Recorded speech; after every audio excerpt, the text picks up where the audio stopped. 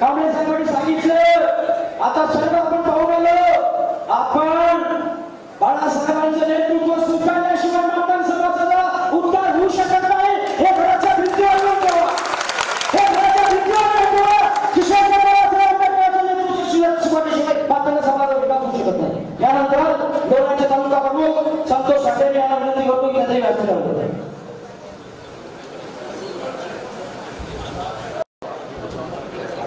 यानंतर संतोषजी वाडखळे मलकापूर समन्वय समिती यांना विनंती करतो। संतोष वाडखळे लोहा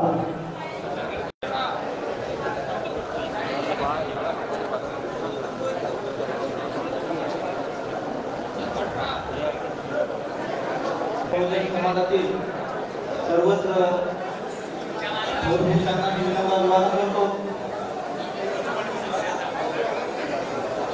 अभिवादन करतो आजचा आदरणीय विचारमंच नाव घेणार नाही तर आज आपण सर्वजण येते केवळ अण्णाभाऊ साठे आणि गौरी साळवे यांच्या नावाला आपण इथपर्यंत येतो परंतु प्रस्थापित पक्षातील वेगवेगळ्या विचारवंतांनी वेगवेगळ्या समाज सुधारकांनी अण्णाभाऊ साठे यांचं नाव घ्यायचं वेगवेगळ्या पक्षाचे झेंडे हातात द्यायचे परंतु अण्णाभाऊ साठे यांचा विचार समाजात होऊ दिला नाही। त्यामुळे आतापर्यंत आपली जी जनता आहे आपले जे मागासवर्गीय समाज आहे तो बाबासाहेबांच्या चळवळीपासून अलिप्त राहिलेला आहे। त्यामुळे बाबासाहेब आणि अण्णाभाऊ साठे हे समाजापर्यंत पोहोचल्यामुळे आपण इतके दिवस आदरणीय बाळासाहेब आंबेडकर यांच्यासोबत शकलो नाही। आदरणीय बाळासाहेब आंबेडकर यांच्यासोबत आपण आलेलो नाही पण आज आपण या मेळाव्यात असा निश्चय करत आहे की यापुढे आपण मातंगाचा एकच नेता आणि ते म्हणजे बाळासाहेब आंबेडकर एवढे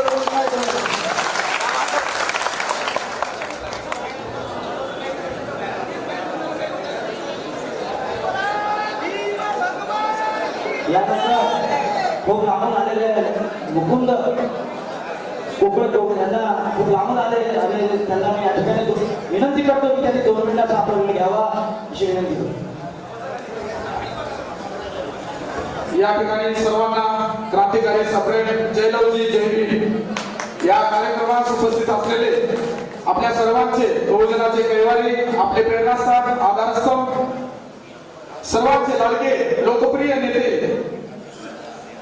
श्रद्धेय बाळासाहेब आंबेडकर साहेब यांची या कार्यक्रमात उपस्थिती लाभलेली आहे। मी नांदेडहून आलेला आहे। माझं नाव मुकुंद कुडके आहे। मी गेली सतत 3-4 वर्ष झालं वंचित बहुजन आघाडीच्या माध्यमातून मातंग समाजाला या ठिकाणी बाळासाहेबांच्या मार्गदर्शनाखाली त्यांच्या आशीर्वादाने या ठिकाणी मातंग समाजामध्ये चळवळीमध्ये काम करण्याचं काम या ठिकाणी हाती घेतलेलं आहे। मित्रांनो मी या ठिकाणी जातीचा वेळ घेणार नाही पण तुम्हाला एक गोष्ट सांगू इच्छितो गेली 2 ते 3 वर्ष झालं मातंग समाजावर सतत या महाराष्ट्रामध्ये दैनंदिन अन्याय अत्याचार होत आहे। मी तुम्हाला काही घटना सांगतो त्या घटना का महाराष्ट्रामध्ये होत आहे त्याचं या ठिकाणी राज्य सरकारला आपण मातंग समाजाने विचारलं पाहिजे। आजपर्यंत जेवढ्या सरकारने या ठिकाणी राज्य केलेलं आहे पण मातंग समाजाला न्याय देण्याचं काम त्या ठिकाणी कोणीच केलेलं नाही। म्हणून आपण सर्वांनी या ठिकाणी काय यायचं त्याचं एकच कारण आहे मित्रांनो काँग्रेसने सुद्धा मांगाचा यूज अँड थ्रो केला भाजपने सुद्धा मांगाचा यूज अँड थ्रो केला। मी इथं तुम्हाला जाहीर सांगतो मांगाचा यूज अँड थ्रो होऊ द्यायचा नाही। मांगाचे सगळे मोठे आता हुशार झालेले आहेत। आपण सर्वांनी या ठिकाणी बाळासाहेबांच्या पाठीमागे उभं टाकून त्याचे हात बाजू करून या ठिकाणी मातंग समाज महाराष्ट्रामध्ये राज्य करणार आहे। मित्रांनो तुम्हाला या ठिकाणी मी काही घटना सांगणार आहे। नांदेडमध्ये बिलोली शंकरनगर येथे बलात्कार झालं मर्डर झालं परभणीमध्ये गोविंद कांबळेचं हत्या प्रकरण झालं औरंगाबादमध्ये मनोज आवारचं या ठिकाणी दुर्दैवी मृत्यू झालं त्यांची हत्या करण्यात आलेली आहे। बीडमध्ये केस तालुक्यामध्ये संजय कातोडे यांनी काही मातंग समाजाच्या मागण्यासाठी जलसमाधी घेतलेली आहे मित्रांनो। आणि सोलापूर माळशिरस येथे मातंग समाजाच्या अंत्यविधीला रोखला गेलेला आहे। बिलोलीमध्ये सुद्धा कोल्हापूर येथे मातंग समाजाच्या अंत्यविधीला रोखला गेलेला आहे। वर्धामध्ये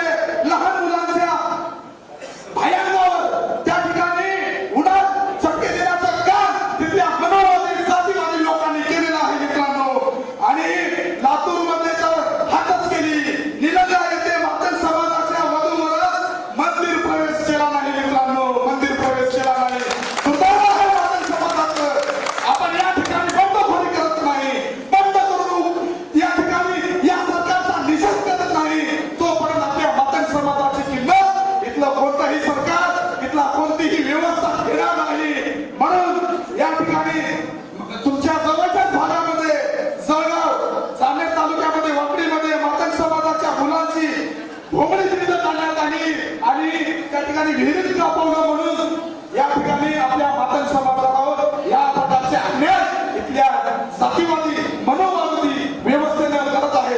मित्रांनो, तुम्हाला एवढं सांगतो, येणारा काळ आपल्यासाठी फार मोठं संकट घेऊन येणार आहे आणि ही रात्र वैराची आहे. आणि आपल्याला मातंग समाजाला जर या महाराष्ट्रामध्ये जर आपल्याला एकजुटीने जर राहायचं असलं तर एकमेव पर्याय आहे, फक्त आणि फक्त बाळासाहेब आंबेडकर. कोणी तुम्हाला कोणी सगळं योगदान ठोकून सोडून टाकते. फक्त बाळासाहेबांनी लोकसभेला विधानसभेला 2019 ला मातंग समाजाचा माणूस त्यांच्याकडे आला, त्याला डायरेक्ट तिकीट हो, त्याला विचारायचं नाही, काय नाही, एवढा प्रेम बाळासाहेबांचा आहे फक्त. आणि दुसरे जातीवादी नेते पहिलं फॅक्टर बघतात, कुठला आहे, कुडके आहे का, हा कोणत्या जातीचा आहे, हे सर्व होते. फक्त हे मातंग समाजाला डावलण्याचं काम या महाराष्ट्रामध्ये सगळं करत आले. काँग्रेस केलं, भाजप केलं, पण तुम्हाला सांगतो, वंचित बहुजन आघाडी हा मातंग समाजाचा पक्ष आहे. मी या ठिकाणी तुम्हाला सांगितलं सांगतो. आणि सगळ्या रंगांनी एकत्र या, सगळ्या रंगांनी एकत्र या, बाळासाहेबांचे हात बळकट करा. आपल्याला कोणी खेटून देणार नाही, आपण सगळ्यांना खेटू, कोणी खेटणार नाही आपल्याला. कारण महामानव डॉक्टर बाबासाहेब आंबेडकर आणि काँग्रेस लोकशाही अण्णाभाऊ साठे यांचा विचाराचा पक्ष वंचित बहुजन आघाडी फक्त बाळासाहेब समाज आहे. आणि म्हणून आपण सर्वांनी या ठिकाणी मातंग समाज वंचितच्या पाठीमागे जोडला पाहिजे. मित्रांनो, जोडला पाहिजे. आपल्यावर फडणवीस अन्याय कराल, शिंदे अन्याय कराल, सगळे अन्याय करतील, पण आंबेडकर घरानं फक्त देतो सगळ्यांना, मागाला सुद्धा देतो. बाबासाहेब आंबेडकरांनी उभ्या आयुष्यामध्ये सर्वाधिक बोतापेक्षा मातंग समाजाच्या सर्वात जास्त परिषदा घेतलेल्या आहेत. एवढं प्रेम आंबेडकर घराण्यांनी, एवढं प्रेम राजग्रह घराण्याने दिलेलं आहे आम्हाला. मित्रांनो, म्हणून मातंग समाजाची जबाबदारी आहे, येणाऱ्या काळामध्ये 2024 ला कोणी बी येतील, भडकाऊ भाजपवाले येतील, काँग्रेसवाले येतील, यांना जवळ करू नका. साहेबांचा पहिलं नजरेसमोर आदर्श घ्या, आदर्श घ्या. एवढी विनंती आहे तुम्हाला. आपल्या समाजावर प्रत्येक घटकाकडून अन्याय होत आहे, प्रत्येक घटकाकडून, आणि आपला यूज अँड थ्रो होणार नाही याची काळजी आपण सर्वांनी घेतलेली पाहिजे, मागाने घेतलेली पाहिजे. बरोबर आहे की नाही मागांना? राष्ट्रपती बाळासाहेबांच्या पाठीमागे लावूया ताकद, नारा द्या सर्वांनी. क्रांतिकारी सप्रेम जय राहुली, जय भीम. आणि या ठिकाणी मी छोटीशी विनंती करतो, श्रद्धेय आदरणीय आमचे मार्गदर्शक बाळासाहेब आंबेडकर साहेबांना. साहेब, मातंग समाज आपल्या पक्षामध्ये आता कुठेतरी जोडायला लागला आणि आपल्या पक्षाच्या माध्यमातून त्यांना न्याय देणं आपलं दानशूर व्यक्तिमत्व. बाबासाहेबांच्या नंतर बाळासाहेब आंबेडकर आम्हाला न्याय देत आहेत. आणि या ठिकाणी मी छोटीशी विनंती करतो, वंचित बहुजन आघाडीच्या राज्य या संघटनेच्या राज्यस्तरीयवर आमच्या समाजाचा एक माणूस त्या ठिकाणी घ्यावा, या ठिकाणी मी विनंती करतो. आणि नांदेडमध्ये आमच्या एका मातंग समाजाचं सुभाष नागापूरकर आहेत, ते वंचित बहुजन आघाडीचे तालुका अध्यक्ष होते, पण काही या ठिकाणी मी तुम्हाला विनंती करतो, त्यांना पदोत्तर झालेले होते, मातंग समाजाचे आहे, त्यांना न्याय देण्याचं काम करावं मी हात जोडून विनंती करतो. आणि इथं प्रामाणिक मातंग समाज या ठिकाणी मेहनत घेईल, मी आपल्याला या ठिकाणी सांगतो. आणि माझे दोन शब्द संपवितो. श्रद्धेय बाळासाहेब आंबेडकर साहेब, तुम आगे बढ़ो. लोकशाही अण्णाभाऊ साठेंचा, डॉक्टर बाबासाहेब आंबेडकरांचा, वंचित बहुजन आघाडीचा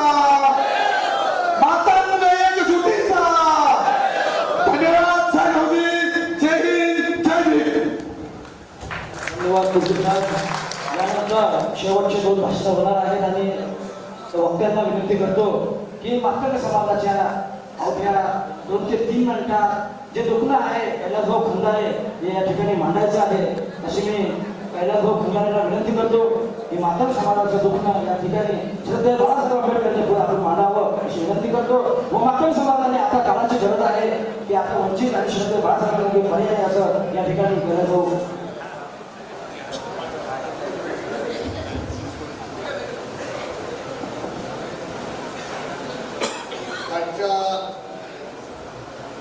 या आनंदमय वातावरणामध्ये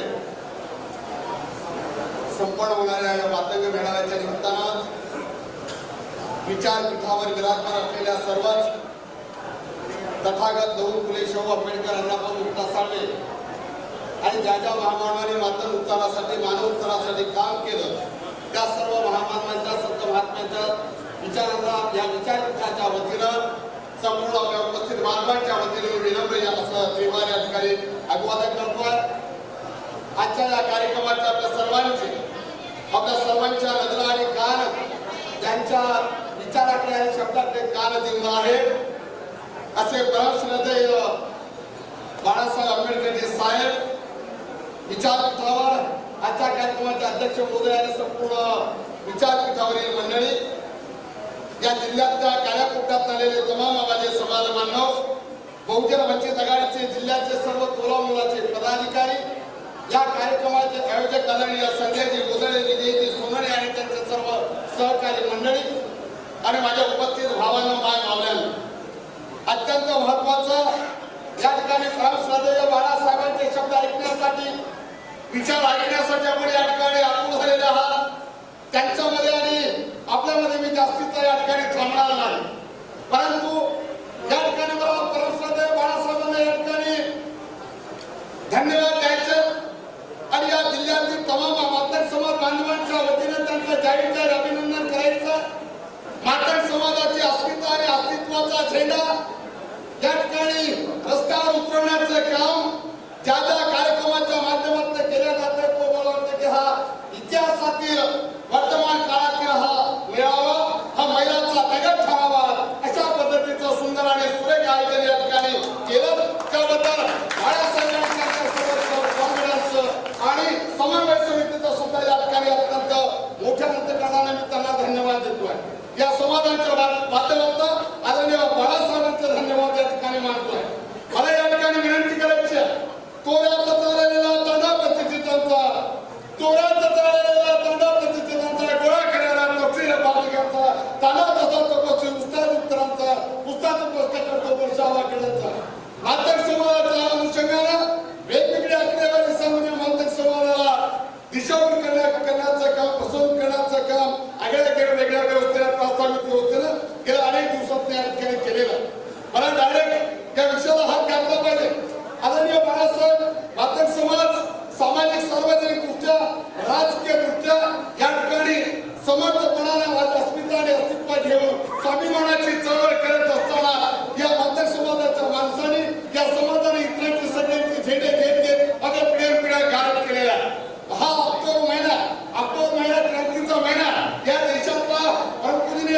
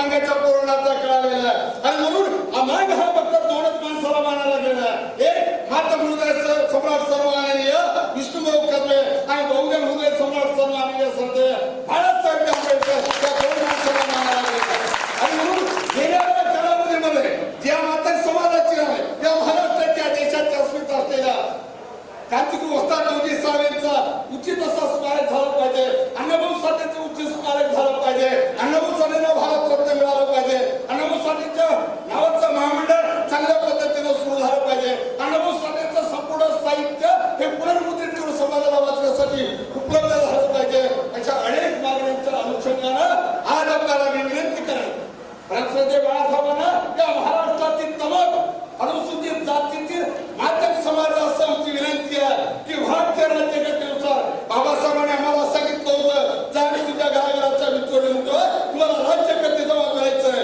मात्र आम्ही राज्यकर्ते जमा करण्याच्या इथल्या हिंदुत्वाच्या परिघामध्ये मान कधी आला नाही इथल्या राष्ट्रवादाच्या परिघामध्ये मागाला कधी स्पर्श केला नाही नवनिर्माणच्या संकल्पने कधी जवळ केला नाही आणि म्हणून आज आमचा मोठा भाऊ असणारा आमचा बौद्ध समाज आमचा बहुजन वंचित समाज या संपूर्ण समाजाच्या सोबत परमपूज्य डॉक्टर बाबासाहेब आंबेडकरांच्या सोबत काम करणारी मंडळी असेल माझी मायबावली सईबाई साठे बाबासाहेबांनी काळा मंदिराचा सत्याग्रह केला असताना बाबासाहेबांना दगड लागू नये म्हणून पोटाशी धरणारी माऊली बाबासाहेबांच्या नावानं हसत कासावर जाणारा पोचीराम कांबळे अशी अनेक मंडळी जगाला ओरडून सांगणारा आमच्या सोलापूरच्या श्रीमती शिंदे बाबासाहेबांच्या दलितांचे नेते आहेत आणि म्हणून येणाऱ्या कालावधीमध्ये मातक समाजाच्या अनुषंगानं राजकीय लढाई लढत असताना बहुजनांच्या सोबत चालत असताना मांगाच्या अस्तित्वाच्या स्थितीची लढाई लढण्यासाठी माननीय बाळासाहेबांना विनंती करतोय की बाळासाहेब आपल्याला स्वतंत्र भारताची पहिली जनगणना 51 ला झाली दुसरी जनगणना 61 ला झाली दुर्दैवानं 56 ला ज्या धर्मांतराच्या माध्यमातून बाबासाहेब आंबेडकरांनी तुमच्या आमच्या मानवमुक्तीचा लढ्याचा एक मंत्र दिला दुर्दैवानं भारतीय राज्यघटनेच्या त्या व्यवस्थेनुसार या लोकशाही व्यवस्थेमध्ये तुमचं आमचं आरक्षण अनुसूचित जातीचं आरक्षण या महाराष्ट्रातल्या जवळजवळ 18 जागा विधानसभेच्या कमी झाल्या लोकसभेच्या जवळजवळ महाराष्ट्रातल्या 3 जागा कमी झाल्या या महाराष्ट्रामध्ये 67 पासून ते आजपर्यंत ज्या सगळ्या निवडणुका झाल्या त्या सर्व निवडणुकीमध्ये लोकसंख्येच्या प्रमाणात प्रमुख डॉक्टर बाबासाहेब आंबेडकरांच्या राज्यघटनेनुसार लोकसभेच्या जागा 330 कलम 1 नुसार त्या राखीव ठेवायला पाहिजे ती संख्या आजही अस्तित्वात नाही उपलब्ध नाही त्याचबरोबर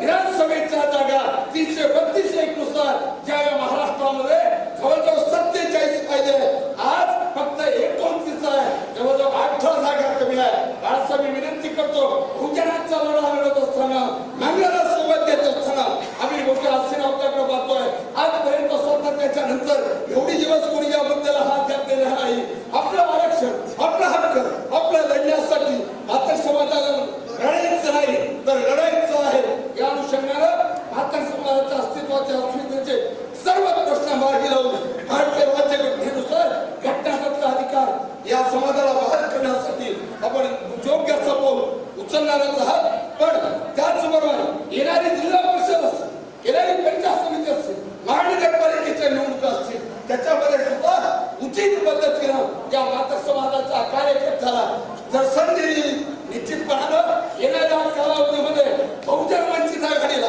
मला बाळासाहेबांना डबल आशीर्वाद या ठिकाणी धन्यवाद द्यायचा बाळासाहेब वंचित आघाडी हे अत्यंत सार्थक नाव तुम्ही ठेवलेलं आहे कारण मागा पिढ्या वंचित आहे 100% वंचित आहे आणि म्हणून या वंचित आघाडीच्या पायाभक्कम करण्यासाठी मजबूत करण्यासाठी मागाची लेकरं घरादाराला कुलूप लावून बाबासाहेबांचा झेंडा घेऊन बाबासाहेबांचा विचार घेऊन मोतीराम कांबळे रक्त सांडवलं आमच्या सईबाई साठेने बाबासाहेबांना पोटाशी धरलं आणि नवे दिवस 14 ऑक्टोबर धर्मचक्र परिवर्तनाचा दिवस आणि बाबासाहेबांसोबत 10,000 मातक समाज बांधवांनी धर्मांतर करून धम्म चळवळ भरभक्कम करण्याचं काम केलं दुर्दैवाने या व्यवस्थित अनुषंगानं मी जास्त बोलणार नाही मला आपल्याला वेळ द्यायचा आहे हा समाज आपल्याला ऐकण्यासाठी आलेला आहे फक्त विनंती करेल की आज या जिल्ह्यामध्ये बाळासाहेब या जिल्ह्यामध्ये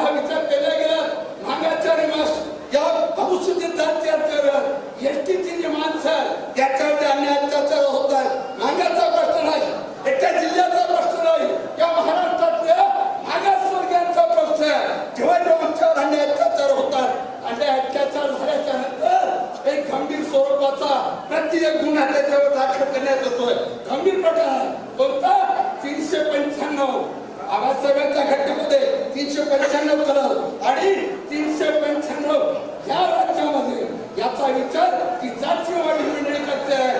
मग आमच्यावर दरोड्याची गुन्हे दाखल करणारी या महाराष्ट्रातली आवाज ही पिरावर संपवण्यासाठी त्याच्या छाताडावर पाय देण्यासाठी निश्चितपणाने आपला वरद असतं, आमच्या पाठीशी असतं अत्यंत महत्वाचं आहे अशी विनंती मी आपल्याला करतोय. पुन्हा एकदा बाळासाहेबांना धन्यवाद देऊया आणि त्यांचा हात भागवत करण्यासाठी मागाचा झेंडा लावण्यासाठी तुम्ही आम्हाला वेळ द्यायचं अशा पद्धतीचा या ठिकाणी प्रचंड आशावाद व्यक्त करतोय आणि बाळासाहेबांना वेळ द्यायचा असं मी या ठिकाणी थांबतोय. या ठिकाणी सर्वांना क्रांतिकारी जय भीम जय नमस्कार.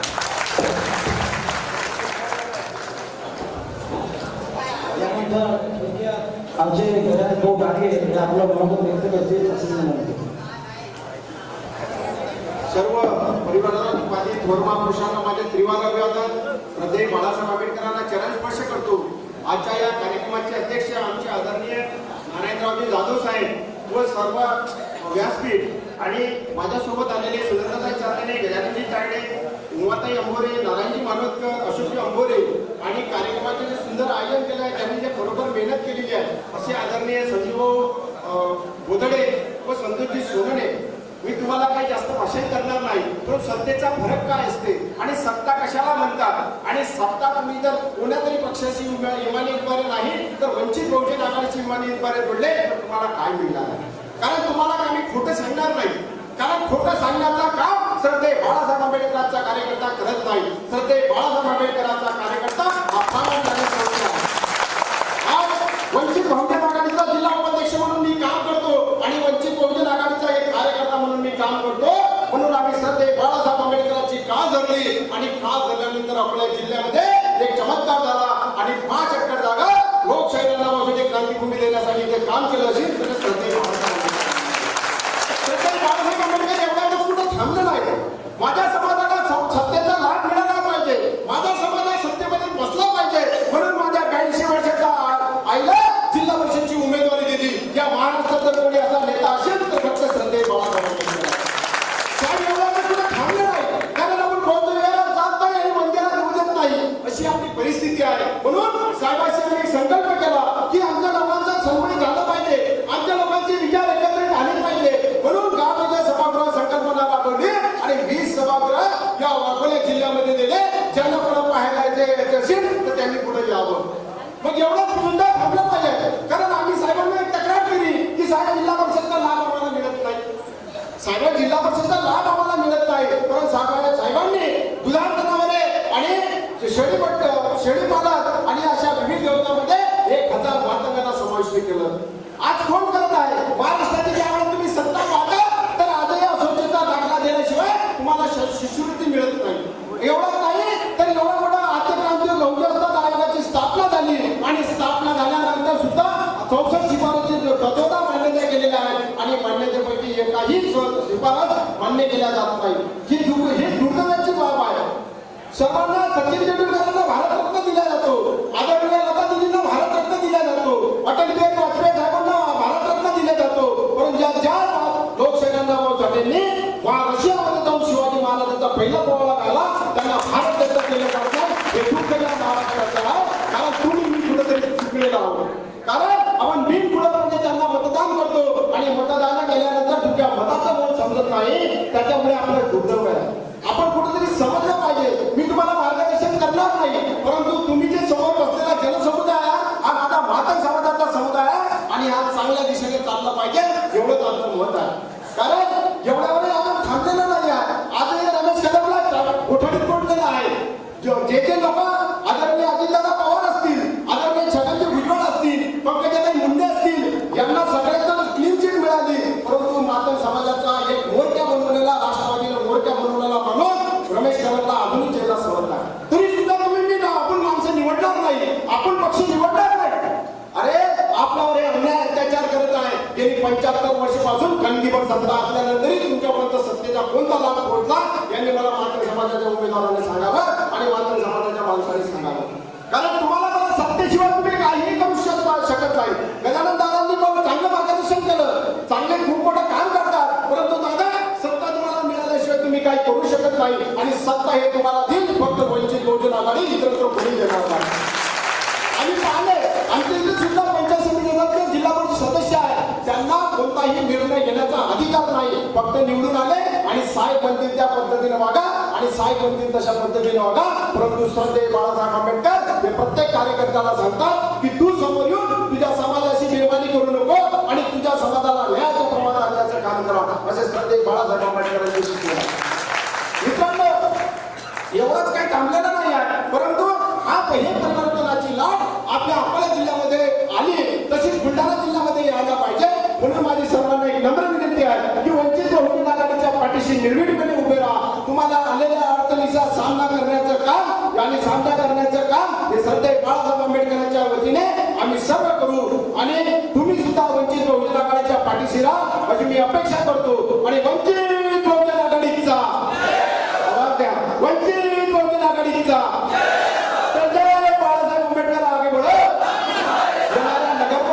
महानगरपालिका असेल यामध्ये मातंग समाजाने निर्भीडपणे वंचित बहुजन आघाडीची उभे राहावं हीच माझी विनंती आहे. आणि आपले मत एक कोणती दारू मटणात न विकता आपला स्वाभिमानाने बाबासाहेबांनी दिलेला स्वाभिमान आपल्याला जागृत ठेवायचा आहे. कारण बाबासाहेबांनी एका भिकाऱ्याला सुद्धा एक मत देण्याचा अधिकार दिला आणि श्रीमंतांना श्रीमंत माणसाला सुद्धा एक मत देण्याचा अधिकार दिलेला आहे. म्हणून वंचित बहुजन आघाडीला आपण सोबत राहावं ही अपेक्षा करतो आणि माझे जमलेले 2 शब्द समाप्त करतो.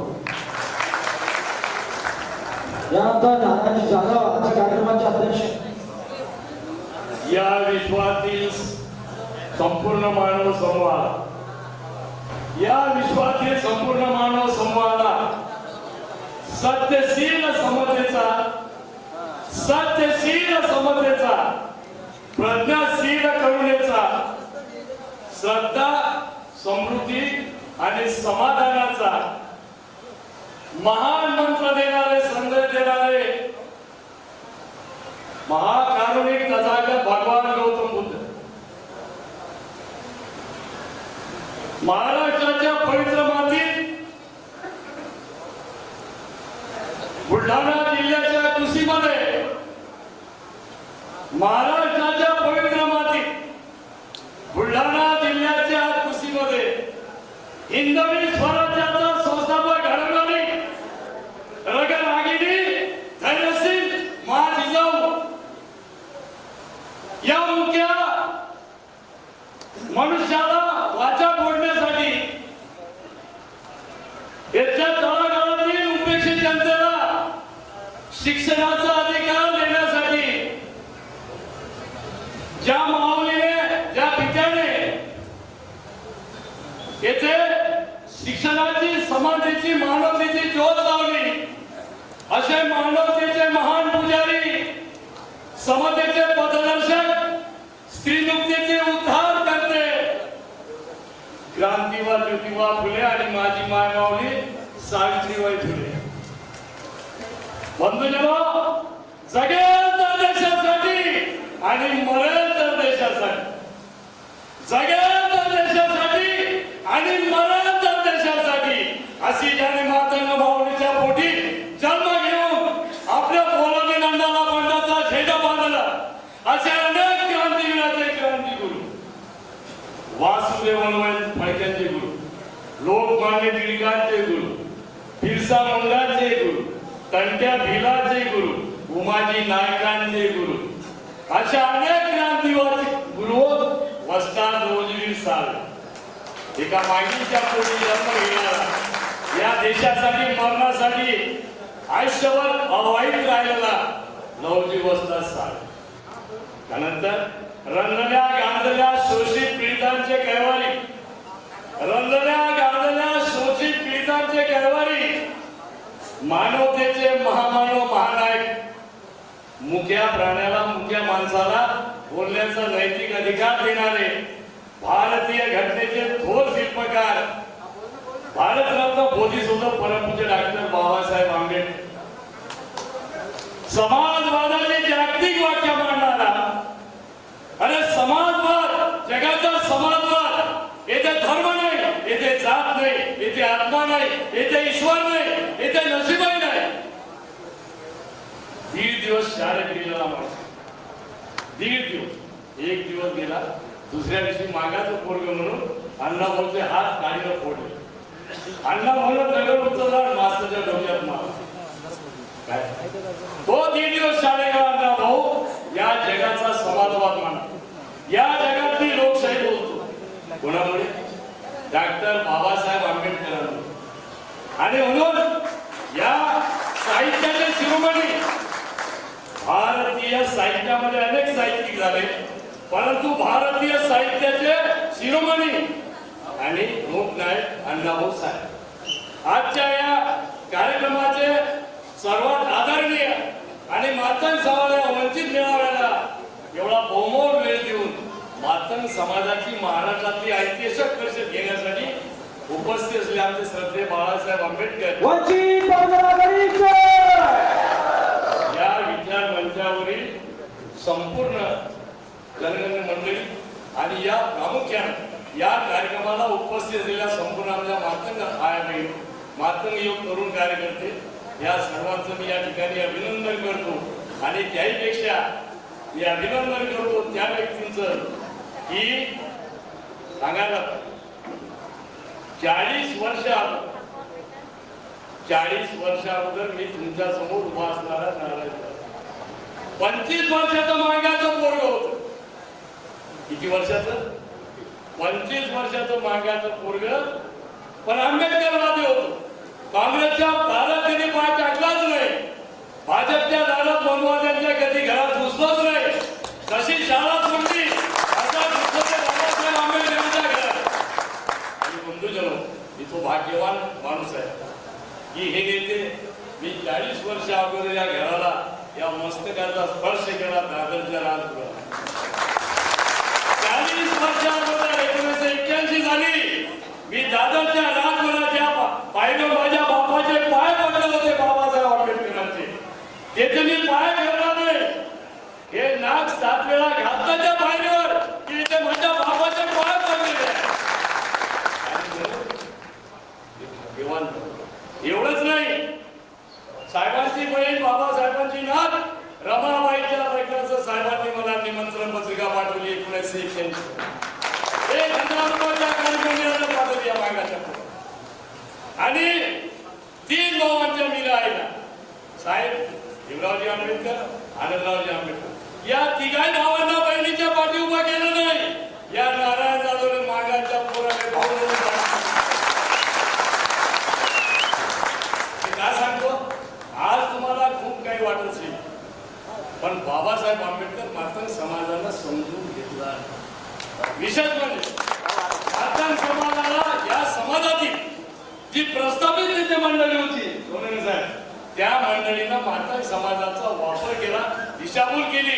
त्याला अण्णाभाऊ साठेच्या विचारवादापासून, अण्णाभाऊ साठेचा विचारवाद कोणता सांगा, ऐकूया शांतपणे, टाळा नका. जग बदल घालून घाव गेले सांगून मला फिरला. जग बदल घालून घाव गेले सांगून मला भीमराव. काय सांगा बाबासाहेबांना अण्णाभाऊ. धनवंतांनी अखंड पिळले, धनवंतांनी अखंड पिळले, धर्मांतांनी तसंच छळले, मग राणे तोडून माणिक गिरले, चोर जाहले शाह. जग बदल घालून घाव गेले सांगून मला फिरला. हे सांगतो बाबासाहेब. अरे एकजुटीच्या या रथावरती, एकजुटीच्या या रथावरती आरूढ ओमनी चलवा पुढती, नव महाराष्ट्र निर्मूळ जगती, तर प्रगट करी निज नाव. जग बदल घालून घाव गेले सांगून मला. अण्णाभाऊ साठे आम्हाला सांगून गेले, परंतु आम्ही अण्णाभाऊ साठेची जयंती कशी करतो माहिती सांगू का. आम्ही अण्णाभाऊची अवलाद, त्याचे लेकरं जरूर स्टेजवर भाषण देण्यासाठी पोटाचे आतडे जमा होईपर्यंत भाषण देतो आम्ही. लोकांनी टाळ्या वाजवून. माझं मातंग समाज संपूर्ण पुढाऱ्यांना मी वागण्याची विनंती करतो, आवाहन करणार आणि सूचना करणार. बंधूजनो, तुम्ही माझ्यासारखे शिकलेले माणसं, परंतु भगवान बुद्ध आणि बाबासाहेब आंबेडकर या अण्णाभाऊ साठे महात्मा फुले सांगत असताना माझ्या अगोदर काही वक्ते बोलून गेले. भाषणामध्ये रस नाही, भाषणामध्ये भाषण पाहिजे, राष्ट्राशिवाय भाषण नाही. त्याच्यामध्ये तुमचं कर्तव्य पाहिजे, कर्म पाहिजे, तत्व पाहिजे, विचारसरणी पाहिजे. याचबरोबर सत्ता संपादनेसाठी जर लढ लढत बाळासाहेब आंबेडकर साऱ्या मागायला तिकीट देते. सर्वात मागा जिल्हा परिषद मेंबर होती. या आशेने सोडून येत आहे. आजपर्यंत जिकडे होते जे लोक पैसे येतात, जयंतीले 9 वाजताच्या 9 साडे तिकडे चालले ना. मग मला तुम्हाला एक विनंती करायची की भगवान बुद्धांना त्याग केला. बाबासाहेब आंबेडकरांचे 4 लेकरं मेले, पत्नी वारली. 4 लेकरं, पत्नी वारली. 13 वर्ष बाबासाहेब आंबेडकर तुमच्यासाठी आमच्यासाठी अहोरात्र कष्ट करत राहिले. बाबासाहेबांना कुठे तिकीट द्यायचं कबूल केलं होतं सांगा. म्हणून मंडळी तिकिटाच्या आशेनं जर या पक्षात दिवसात नक्की त्यागाची वृत्ती जर तुमची असेल, त्यागाची भावना असेल, त्याग करण्याची तुमची हिंमत असेल तर चळवळीमध्ये मला 40 वर्षापर्यंत बाळासाहेबांना काहीच नाही माहिती. बरेच जेव्हा बाळासाहेब बोलले नारायणराव काय पाहिजे म्हटलं बाळासाहेब तुम्हीच पाहिजे.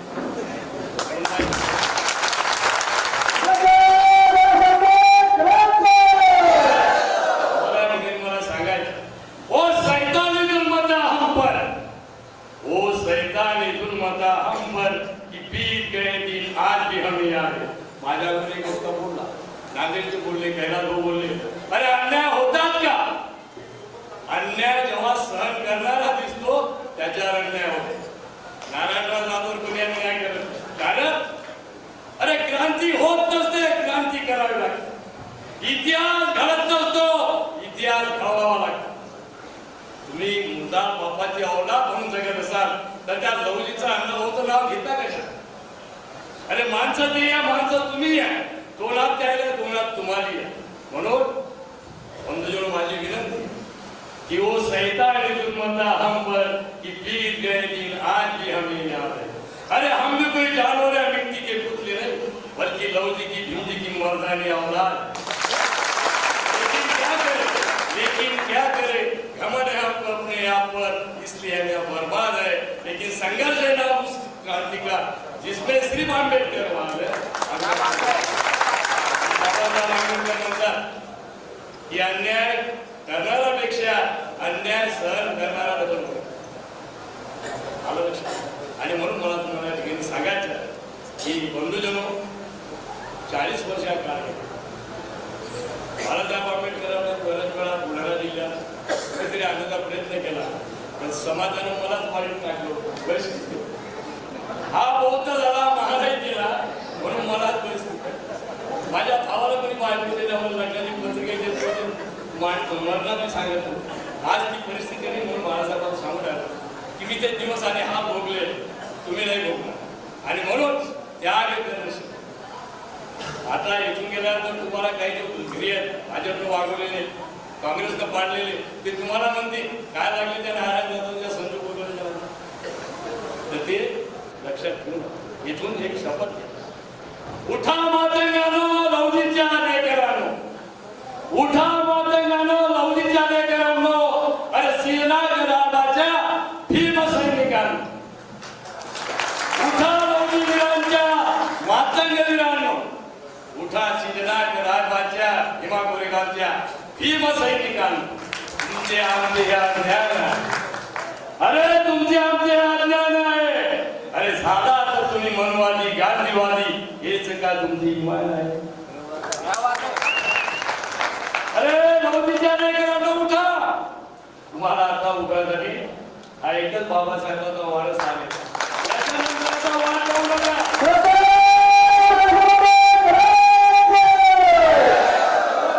उठा लवलीच्या मर्द लेकरांनो, उठा श्रीनाथ राघवाच्या भीम सैनिकांनो, अरे उठा शिवबाच्या शूर मावळ्यांनो, उठा शिवबाच्या शूर मावळ्यांनो.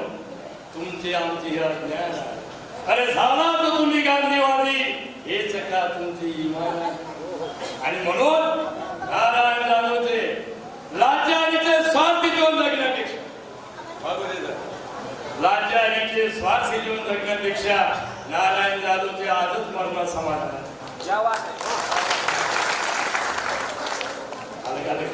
म्हणून ही तयारी ठेवा. तेज तलवारीचे पात्यात, तेज तलवारीचे पात्यात लहुजी वीरांचे आहे. जर लहुजी वस्ताची तलवार पुण्यात फिरली नसती तर महात्मा ज्योतिबा फुलेंनी पुण्यात शाळाच काढली. सावित्रीबाई फुले शाळेत गेल्या नसत्या, शेतमाती मारत ते बामण आणि महान बौद्ध त्यावरती महान. पोरी शाळेत पाठवत नव्हते, पोरी शाळेत पाठवायला कोणीच तयार नव्हता. कारण एवढा मनोवाद त्या पुण्यामध्ये पेशवाईनं इतका सत्यानाश केला होता की आम्हाला पाणी पिण्याची चोरी होती शाळात. आणि म्हणून तुम्हाला सांगायचं तेज तलवारीचे पात्याचं लहुजी वीरांचे आहे. सत्य नीती समता धैर्य. काय पाहिजे लढायला लढताना? सत्य, नीतिमत्ता, धैर्य याची आवश्यकता बनली. पाहून जाऊ नका, हरवून जाऊ नका. आपण खूप मानकामा झालो हे मनात ठेवून. तेज तलवारीचे पात्याचं लहुजी वीरांचे आहे. सत्य नीती समता धैर्य फुल्यांच्या कर्तव्यात आहे. अरे ज्ञानाचे भांडार या जगामध्ये ज्ञानाचं भांडार कोणी असेल तर ज्ञानाचे भांडार डॉक्टर आंबेडकरांच्या लेखणीत आहे. आणि खऱ्या समाज क्रांती देखील अण्णाभाऊ साठेच्या शाहिरीत आहे. अण्णाभाऊ साठेच्या शाहिरीत. बंधुजन, बाळासाहेब आंबेडकरांना बऱ्याच आपल्या लोकांनी अनेक समस्या मांडल्या. बाळासाहेब एकाएकी काही त्या सोडण्यासाठी मागण्या एवढ्या साध्या सोप्या. आरक्षण कोर्टात गेलेलं, घरकुलाचे प्रश्न गावकऱ्याच्या ग्रामपंचायतीच्या ग्रामसेवकाकडे आणि देणारी मंडळी प्रस्थापित आहे. आणि म्हणून बाळासाहेब फक्त प्रयत्न करतील देण्यासाठी, तुमच्या खांद्याला घालून लढतील. म्हणून आपण सुद्धा त्याच्या खांद्याला घालून लढणार असेल. प्रत्येक येणाऱ्या आंदोलनामध्ये, मोर्चामध्ये कोणत्याही जेलवर असो, जे असेल नसेल ते या आंदोलनामध्ये जर आपण या वंचित मंडळी सोबत असाल, नाही तर मग आज आवाम येते रात्रभर काय म्हणतात रे, रात्रभर वाळाभर गाई आणि सकाळी उठून काय असं नाही झालं पाहिजे. म्हणून मी तुम्हाला विनंती करेन की जे तुम्ही या ठिकाणी ऐकलं ते सोबत घेऊन जा.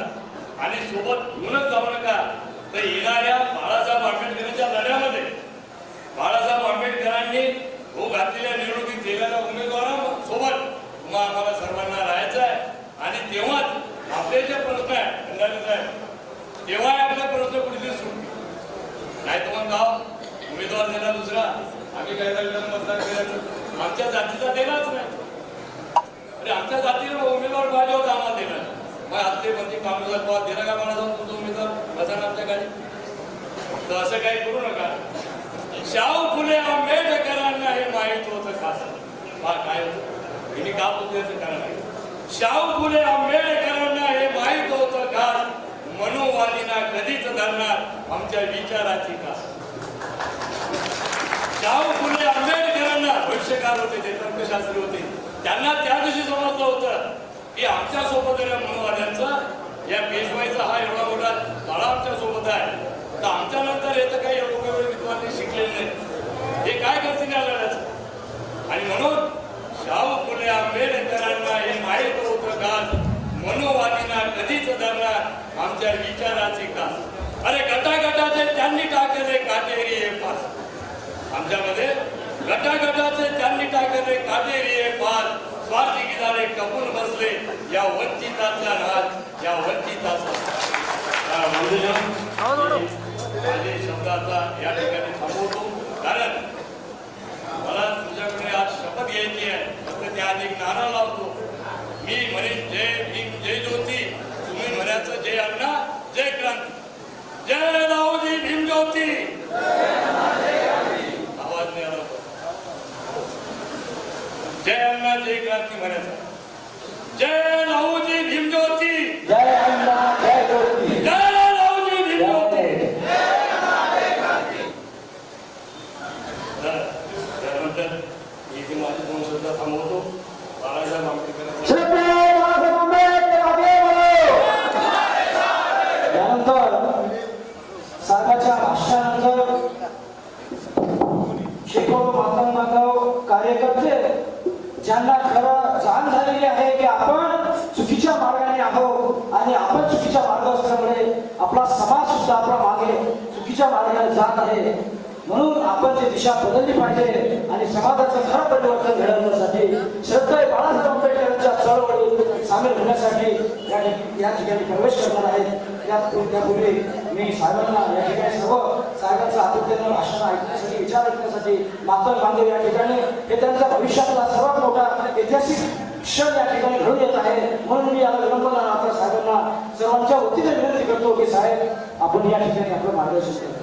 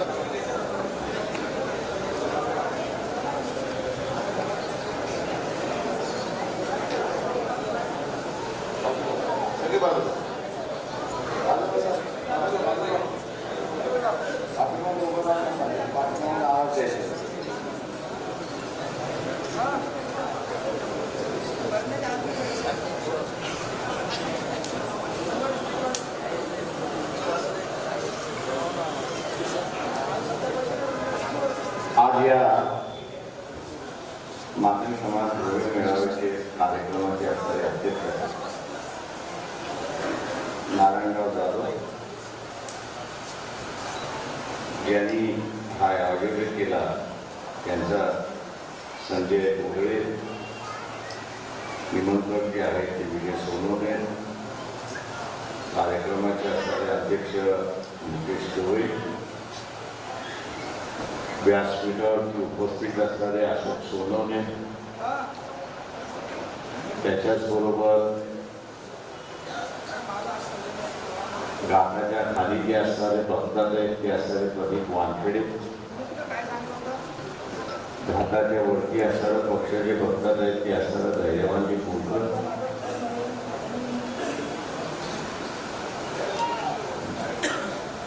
सिंदखेड राजा मतदारसंघात लढवणाऱ्या सविताताई मोदी,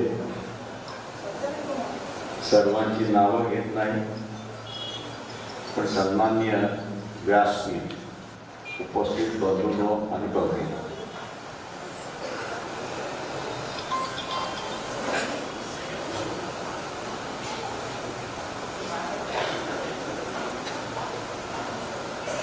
देशामध्ये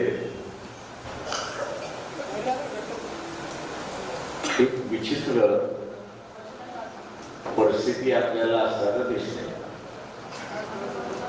RSSचे असणारे जे प्रमुख आहेत मोहन भागवत यांनी मध्यंतरी असं म्हटलं की इथल्या असणाऱ्या ब्राह्मणांनी ज्याला आपण शूद्रास म्हणतो, दलित म्हणतो, त्याच्यावरती असणारा अन्याय केला, शूद्र म्हणतो त्याच्यावरती अन्याय केला आणि म्हणून असणारं पापशल्य केलं पाहिजे असं ते त्या ठिकाणी म्हणतात. माझं तर एवढंच म्हणणं आहे की आपण आपल्या पदाचा असणारा राजीनामा द्यावा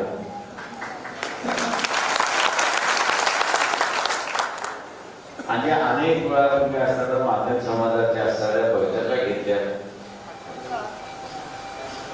त्या RSSचे असणारे जे पद तुमच्याकडे आहे, कुठलं पद आहे त्यांच्याकडे? सरसंघचालक.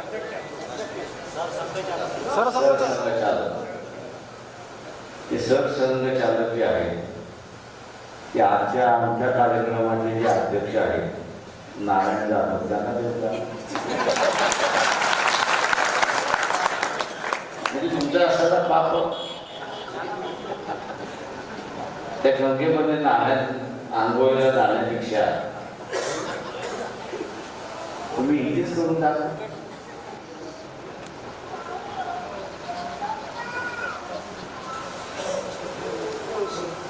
शब्दाने असणारे छळ करत बसतील,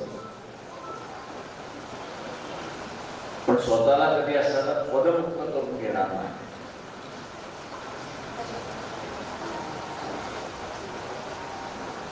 याच RSS मध्ये एक फार जुने जाणते भिक्खू इदाते म्हणून आहे, माहिती आहे कोणाला कोणाची?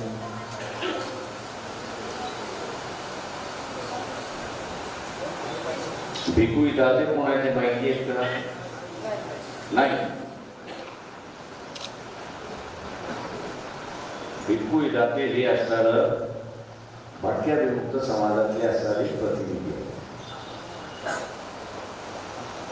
त्यांचं वय माझ्या अंदाजानं मोहन भागवत एवढंच आहे, तर थोडंफार कमी असेल असं मी मानतो. पण दोघंही लहानपणापासून RSS. त्यांना सरळ केंद्राने मध्यंतरी भटक्या विमुक्तांचं असणारं जे आयोग नेमलं होतं त्याचं त्याला ते अध्यक्ष करू शकतो. पण या भटक्या विमुक्त भिक्खू इदाते त्यांची आयुष्याची 75वी त्यांनी RSS मध्ये घालवलं. पण त्यांचं जे प्रतिनिधी मंडळ आहे त्या प्रतिनिधी मंडळामध्ये सुद्धा त्यांना जाता आलं नाही अशी असणारी परिस्थिती आहे.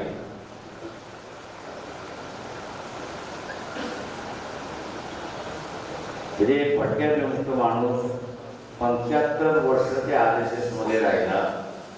तो 75 वर्ष RSS मध्ये राहिल्यानंतर तिथे असणारा प्रतिनिधी मंडळामध्ये जाऊ शकला नाही.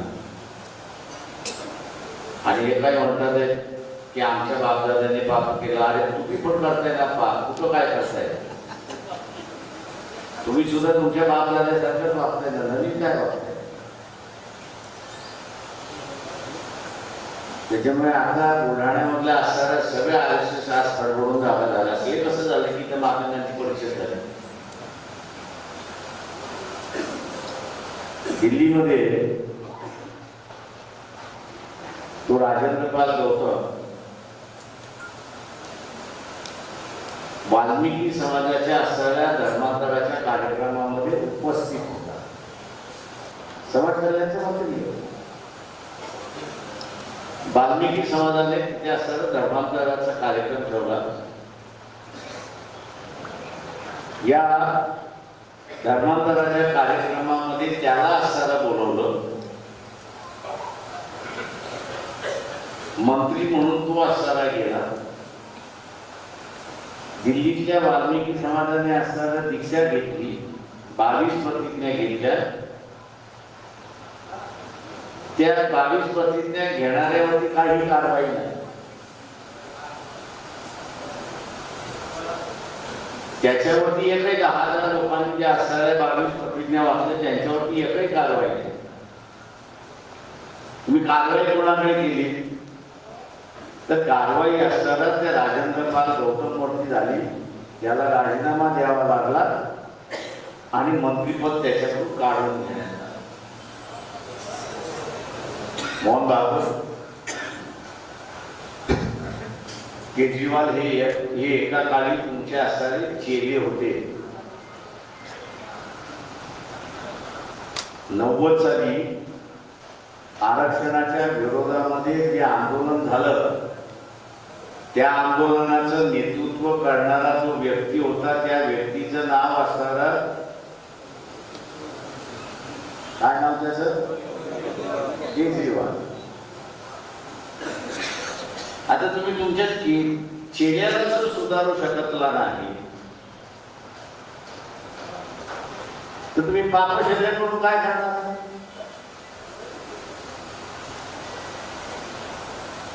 इंग्रजीमध्ये असं एक म्हण आहे, त्याचं मराठीकरण करून सांगतो की दुसऱ्याला दान दे हे सांगण्याच्या ऐवजी आपण पहिल्यांदा दान दिलं पाहिजे. आपण दान दिलं की मग आपल्याला याचा अधिकार येतो की दुसऱ्याला दान दे.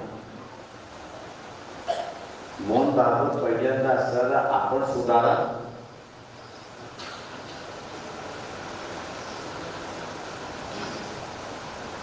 त्या विभूतीला असताना तुम्ही जे प्रतिनिधी मंडळात घेऊन दिलं नाही त्याच्यामुळे असताना त्याची माफी मागा. आणि आतापर्यंत ते RSSचं असणारं जे प्रतिनिधी मंडळ आहे त्या प्रतिनिधी मंडळामध्ये एक गैरब्राह्मण तुम्ही मला असणारं दाखवा. एक गैरब्राह्मण त्याच्यामध्ये असणारं दाखवा. ही फक्त भाषण करण्यासाठी टाळ्या वाजवून घेण्यासाठी आम्ही सुधारलो म्हणून सांगण्यासाठी, पण प्रत्यक्षात आम्ही सुधारणार नाही हा ब्रीद घेऊन चालणारी ही व्यक्ती आहे ही आपण असणारं लक्षात घ्या. त्याच्यामुळे यांच्यापासून आपण असणारं सावध राहील.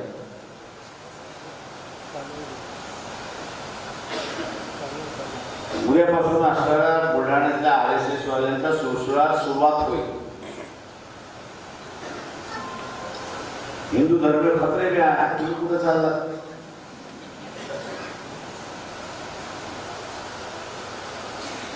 या आदिवासींनी पण चालले केले.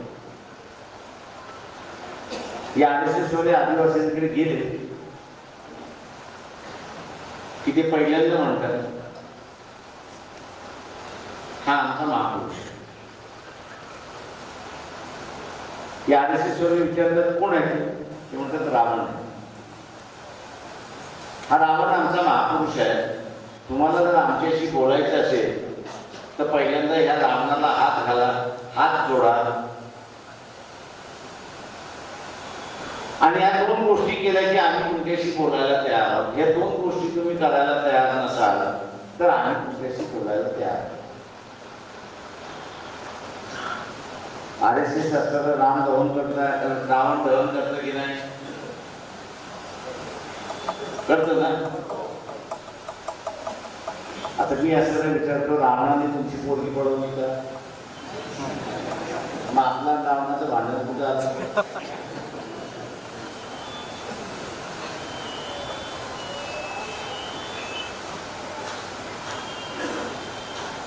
तो आदिवासी मस्त पैकी आपल्या केला. रावण उभा करतात RSS वाले आले की हात घाल.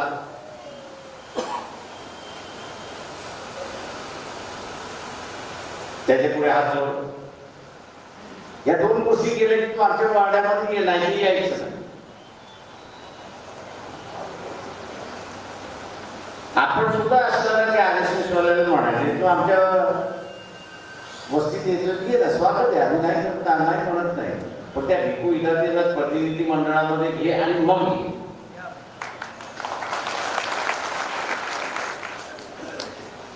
त्याचं पाप शेंद्र करायचं.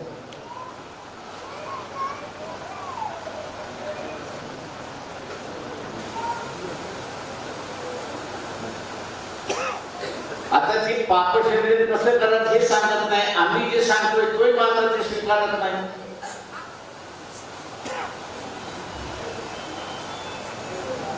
आणि म्हणून या सगळ्या संघटना ढोंगी संघटना एवढंच ती लवली वस्त्राचं नाव अण्णाभाऊ गांधी स्वीकारत.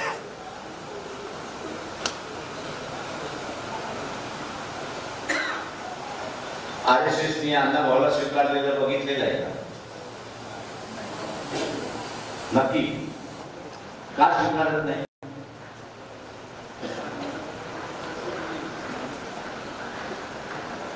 अण्णाभाऊची सगळीच पुस्तकं कोणी वाचलेली आहे तेवढा हातवरती करा बघू जरा.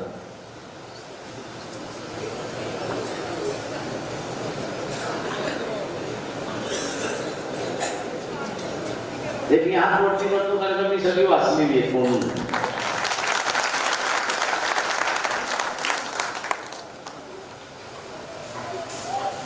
अण्णाभाऊ RSSला पचणारच नाही. माकडीचा बाळ वाचलाय का तुम्ही?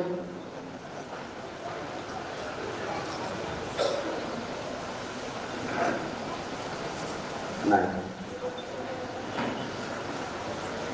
वैजंता वाचलेली आहे का कोणी? नाही. अण्णाभाऊ साठेतल्या सगळ्या त्याच्या लिखाणामध्ये अण्णाभाऊंची नायिका, अण्णाभाऊंची नायिका या कथेतली असेल.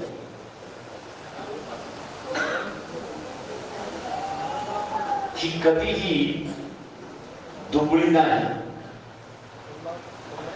ती पाटलासमोर सुद्धा दुबळी नाही आणि देवळातल्या पुजाऱ्यासमोर सुद्धा दुबळी नाही. अण्णाभाऊंची नायिका ही लढाऊ नायिका आहे. अण्णाभाऊंची नायिका ही लढाऊ नायिका आहे आणि RSSची नायिका जी आहे ही दुबळी लंगडी, दुसऱ्याला वाकून नमस्कार करणारी आणि तिचा वापर होणारा अशी असणारी RSS वाल्यांची नायिका आहे.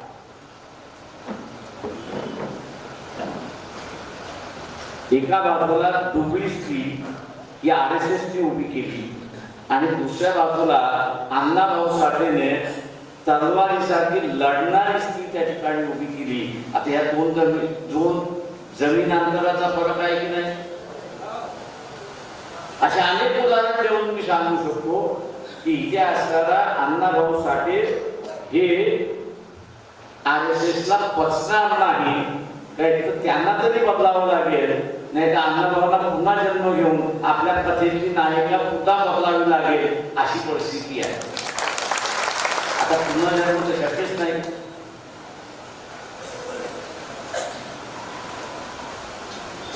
लवजीला काय स्वीकारतात आणि पूर्णपणे लवजीला स्वीकारतात का?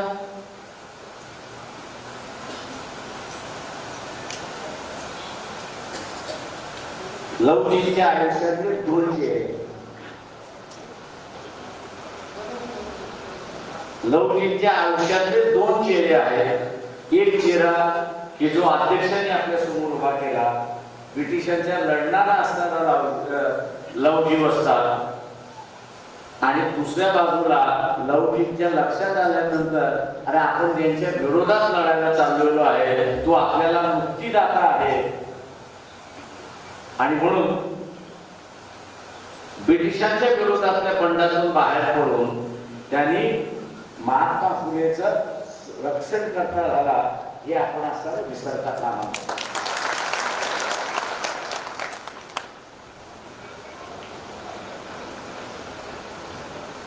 महात्मा फुलेंचे रक्षण करते झाले आणि महात्मा फुलेच्या सगळ्या कामामध्ये हिरीने असणारा लवजी वस्तादाने सहकार्य दिलं. पण आपल्या समोर RSS लवजी काय काय उभं करतात?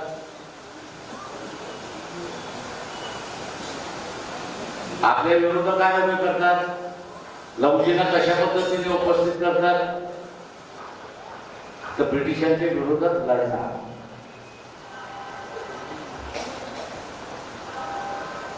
ब्रिटिशांच्या विरोधात लढणारा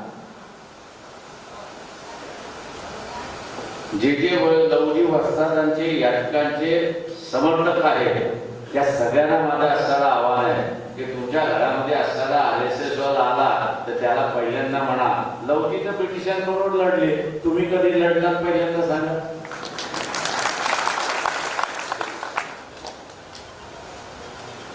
तुम्ही कधी लढलात हे सांगा ना.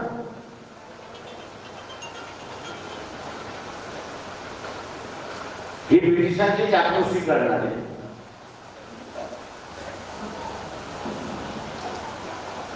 यांचा लढण्याचा इतिहास नाही. म्हणून लवजीला आपण धरलं की आपल्याला लवजींची झालर घालता येते आणि आम्ही सुद्धा ब्रिटिशांच्या विरोधात लढलो. कोणाच्या नेतृत्वाखाली लढतात बरं सांगा होतं. आणि म्हणून ही आपली प्रतीक वापरताना सुद्धा त्यांनी एकाला सोयीस्कर वापरलं आणि दुसऱ्याबद्दल बोलत असत.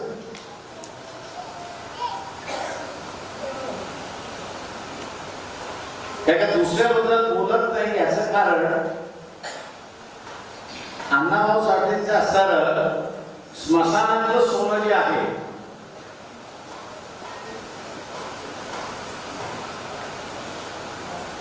हे स्मशानातल्या सोन्याच्या कथ्यातून त्या स्मशानातला भटजी काय करतो याचं एकूण चित्र उभं. आता भटजी कोण?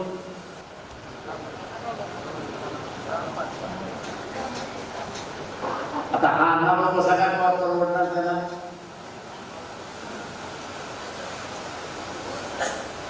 आपण सुद्धा डोळं सगळ्याने काही गोष्टी बघणं हा त्याच्यातला महत्वाचा भाग आहे. अत्यंत डोळं सगळ्याने बघणं आपल्याला महत्वाचा भाग आहे की आपला वापर तो होत नाही. अनेक वाईट गोष्टीतून आपण असताना बाहेर पडतो.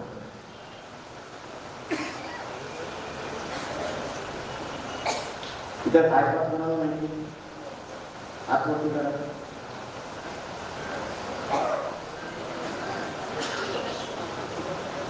माहित नाही, अजिबात नाही. सत्यानाश आणि ते तर तुमचं सायन्स आहे.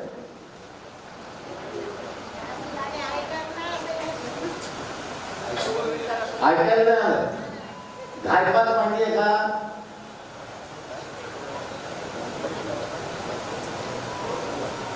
हे माझ्या समाजाचं सायन्स आहे.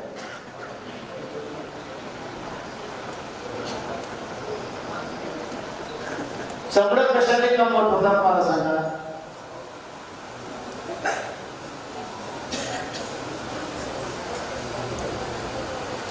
आता तुम्ही सोडून दिलं ते असताना मुसलमानांनी पकडलंय, मशीन आली आहे ती वेगळी झाली.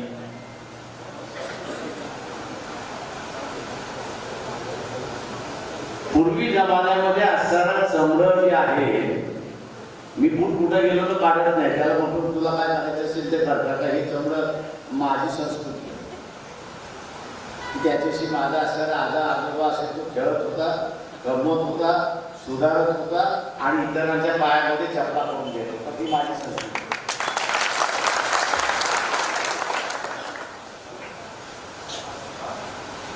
जुन्या काळी कातर हे कमवण्याचं काम फार मोठ्या प्रमाणात. ते कमवण्यामध्ये, साफ करण्यामध्ये आणि त्याला असणारं चमडं काढण्यामध्ये जास्त मटेरियल लागत होतं. सगळं हे सगळं मटेरियल त्यावेळेस मागण समाज होतं आणि तो पूर्वज ज्याला होतं त्याला घायपात.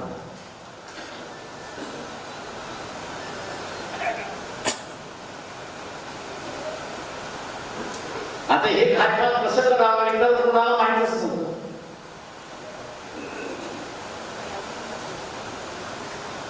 म्हणून ते असणारं मागण समाजात जे असतं ते मनामध्ये झालं.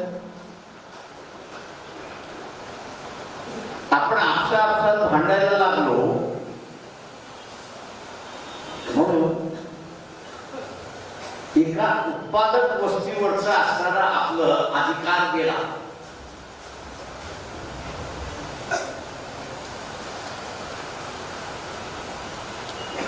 आता चपलाला सगळेजण घालतात ना, की नाही घालत? अनवाणी फिरतात लोक.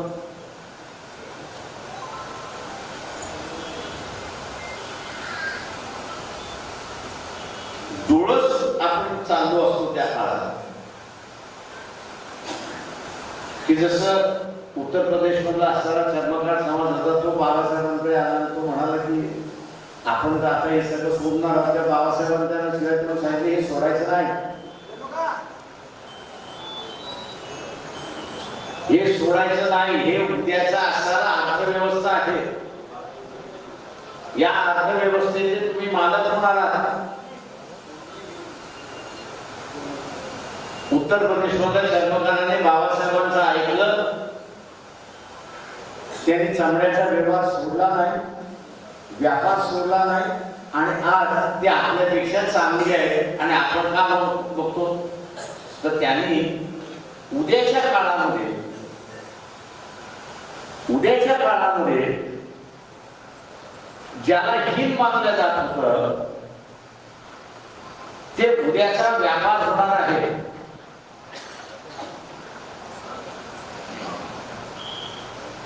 इथं ताटा म्हणून विकतो की नाही, बाटा कोणी विकतो की नाही, इथे असणाऱ्या हिंद समाजाच्या व्यवसायाने असणारा दूध विकायचा कार्यक्रम केला.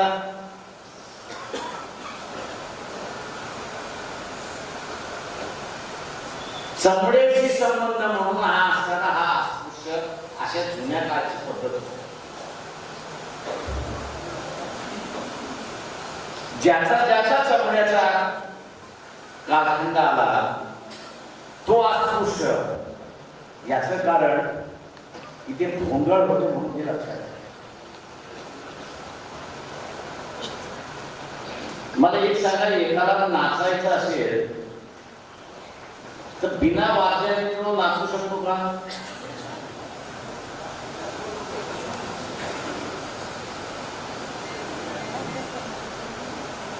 बिना आवाजाने तो नाचू शकतो का? तर आवाज काढायचा असेल तर वाद्य पाहिजे. वाद्य पाहिजे म्हणजे काय पाहिजे?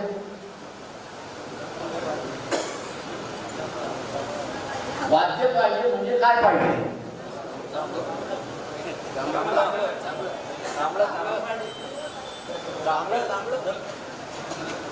डफाला काय लागतं? आणि तुम्ही या देशाच्या संस्कृतीचे मालक आहात हे लक्षात घ्या.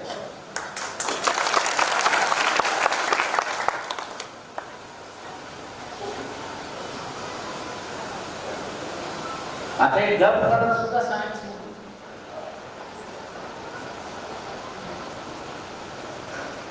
तो गोल आकाराचा असेल किंवा लांबोड आकाराचा असेल, तो आवाज निघण्यासाठी त्याची रचना कशी असली पाहिजे, त्याची लांबी किती असली पाहिजे, त्याची रुंदी किती असली पाहिजे, हा गणिताचा भाग आहे की नाही? तुम्ही गणिताचे मालक होतात की नाही? आणि स्वतःला कमी कशाला मानताय? माझ्यासमोर डिंग मारत आला तर मी त्याला म्हणून विचारत असतो, ए बाबा त्या डबातून सूर कसा काढायचा तेवढा सांग. नाही वाजवणार कोण आहे?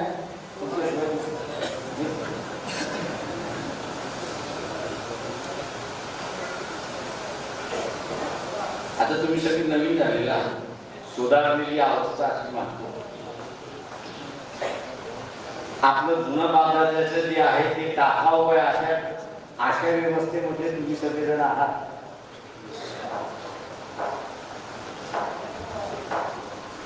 आणि म्हणून या डबातून शिवाय देण्याचा प्रकार आहे माहिती आहे.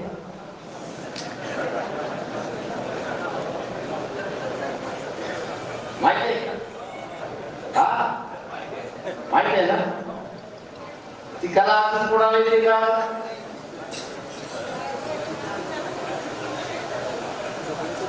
ती कला कोणाला येते का? त्याच्या मालक आपणच आहोत ना. ज्याला येते त्याने व्हिडिओ करा, त्या व्हिडिओचा आपला अधिकार करा आणि तो किती व्हायरल होतो ते बघा.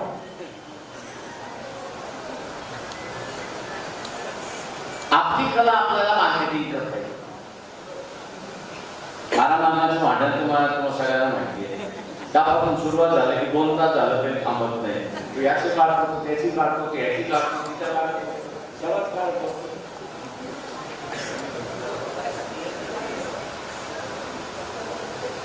म्हणजे ही जी आपण आपल्या संस्कृतीला जी हीन मानतोय तेच खरं आपलं दुखणं आहे हे लक्षात. नरेंद्र दाखवला विचारायला असताना गोळी लागली सांगितली, पण त्यांचे एकही कार्यक्रमाला मी गेलो. त्यांचा कार्यक्रम काय आवडला मला सांगावं. अंधश्रद्धा नाही. बरोबर आहे, बरोबर आहे ना. एक सांगा, मूठ मारणारा होता की नव्हता? मूठ मारणारा होता की नव्हता?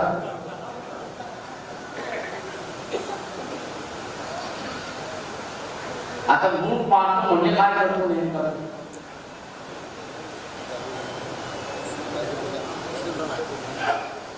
जादू कोणामध्ये नेमका काय?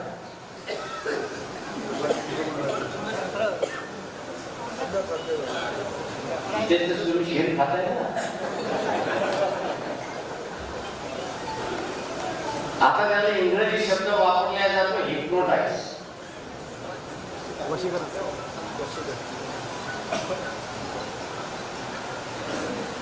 नवीन शब्द आला, इंग्रजी शब्द आला की आपलं वा वा वा. अरे तुझे बाप दादा तीच होते का पहिल्यांदा? कशाला विसरतोय? त्याचं ते जगण्याचं साधन होतं ना. तो बुवाबाजी करत होता म्हणजे काय करत होता? तो त्याला हिप्नोटाइज करत होता ना. बस पाठवतो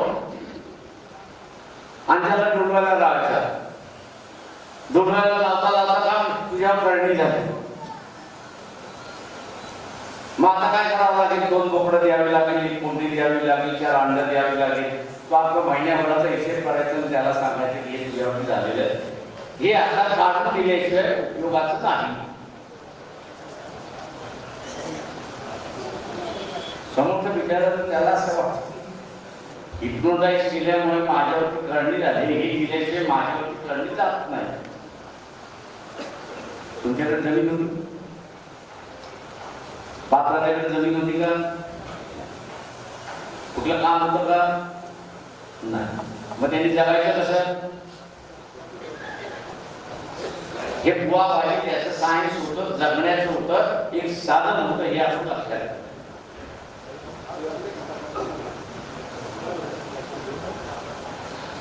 आता या बुवा पाहिजे आपण बळी पडलो की ज्याला दुसरा कळत होतं तो बळी पडला.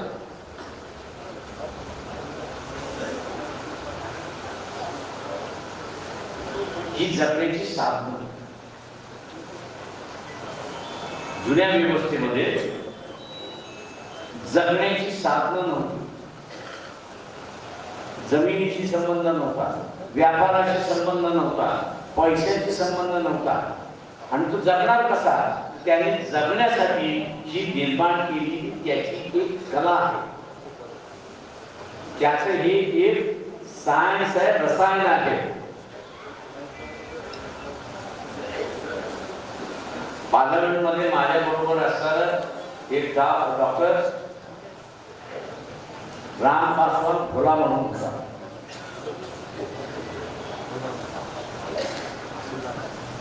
जे महाराष्ट्रामध्ये अंधश्रद्धा निर्मूलनाचं बिल आलं ते पार्लमेंटमध्ये सुद्धा आलं. तो माझ्याकडे धाव आला प्रकाश आपल्या संस्कृतीला शिव्या दिल्या जाते, हे बिलला आपण विरोध केला पाहिजे. आज ते सभागृहामध्ये घाईमध्ये टाकले जाते. आता हा एमबीबीएस डॉक्टर, चांगला सर्जन, नावाजलेला बिहारमधला सर्जन, बीजेपीच्या तिकिटावरती निवडून आलेला. म्हटले बघ, अटल बिहारीचं सरकार आहे, तू म्हटलं बीजेपी मधून निवडून आलेला आहे, या बिलावर तू एक ब्रश शब्द काढला ना, पुढच्या वर्षी तुला म्हटलं निवडणुकीमध्ये उमेदवारी मिळणार नाही हे लक्षात घे. तोडला कशा मला देणार नाही. मग तू शांतपणे विचार कर. म्हटलं नाही, आपण दोघांनी जाऊन विरोध करायचा. म्हटलं मी तर विरोध करणारच आहे. मग मी सुरुवात करतो. कर. त्यांनी सुरुवात केली. त्यांनी सभागृहामध्ये बसलेल्या सगळ्यांना चॅलेंज केलं. तो म्हटला मी इथे आग्नी लावतो, तुम्ही मला चालून द्या. नाही तर मी तुम्हाला चालून द्या. आता मला माहित होतं ही आग्नी पायाला काय लावलं म्हणजे असताना चटके बसत नाही. सभागृहामध्ये असं सगळा गोंधळ झाला. हे काय? तो म्हटलं हे अंधश्रद्धा तुमचं आहे, माझं नाही. मी तुम्हाला त्या अग्निवरनं चालून दाखवतो आणि मी अग्निवरनं चालून नाही गेलो तर हे बिल मंजूर करा. मी उठलो त्याचं चॅलेंज म्हटलं या सभागृहाने स्वीकारलं पाहिजे. तुम्हाला सगळ्यांकडे म्हटलं होतं असणारा शिकलेला डिग्रीवाले सगळ्या म्हटलं हे चालून दाखवा. शेवटी तिथला एक मंत्री होता तो माझ्या बाजूला आला. म्हटलं प्रकाश तुम्ही दोघं करताय काय? म्हटलं हे आदिवासी चालणं एक सायन्स आहे आणि तुम्ही आमच्या सायन्सला म्हटलं शिवाय देत आहे. आम्ही दोघं म्हटलं कसं मंजूर करणार?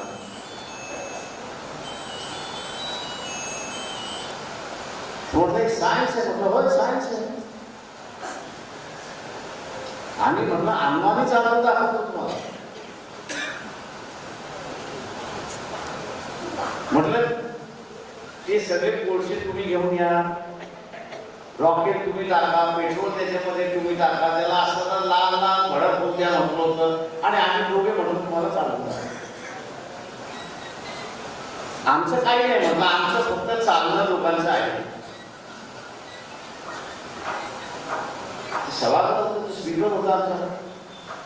तो म्हटलं हे काय? म्हटलं आम्ही चॅलेंज तुम्हाला दिलेलं आहे की तुम्ही त्याला अंधश्रद्धा म्हणता आणि त्याला म्हणतो सायन्स आहे.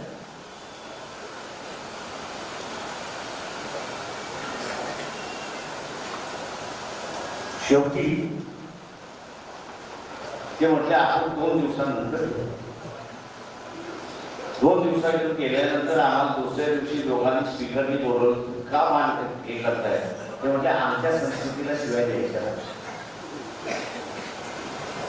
त्या स्पीकरने आम्हाला विचारलं की चालता कसे या माणसा? म्हटलं बिल विड्रॉ करणार असेल तर आम्ही सांगतो. तो म्हटला मी स्पीकर असेपर्यंत हे बिल आता येणार नाही, सांगा. म्हटलं काही नाही. म्हटलं तर हे निलगिरीचं झाड म्हटलं होतं. या निलगिरी झाडाचं तेल आहे, ते तेल घ्यायचं. आपल्याला हे चालायला किती मिनिटं लागतील? 2 मिनिटं लागतील, 3 मिनिटं लागतील. तेवढं म्हटलं तेल घ्यायचं, आपल्या तळव्याला म्हटलं होतं पायाला वरती लावून घ्यायचं आणि त्याच्यावरनं चाला. म्हटलं कोणाला चटके बसत.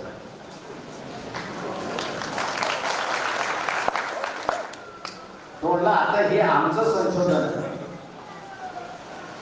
की निलगिरीचं असताना तेल पायाला लावलं, तळव्याला लावलं आणि ते ढोपरापर्यंत आपण असताना लावून ठेवलं तर त्याचं गरमाई सुद्धा लागत नाही. 5 मिनिटापर्यंत तुम्ही असताना ते करू शकता. 5 मिनिटानंतर तुमचं भासतं. जर चालायचं असेल तर 3 मिनिटांनी.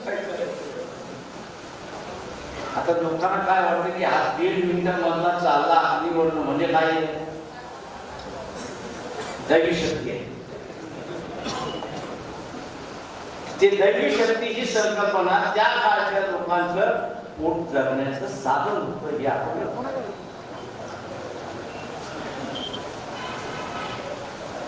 त्याच्या कुटुंबाला माहिती, त्याच्या समाजाला माहिती. त्याने सिक्रेट ठेवलं होतं, दाखल सांगितलंच नाही कोणाला. ते स्पीकरने आम्ही दोघं असेपर्यंत त्याच्या सभागृहामध्ये येऊ दिलं नाही. आपण जे आपले स्वतःला असताना म्हणतो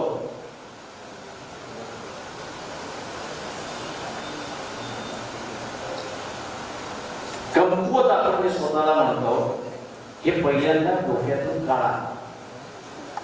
या देशाच्या संस्कृतीचे मालक हे आपणच आहोत हे लक्षात घ्या.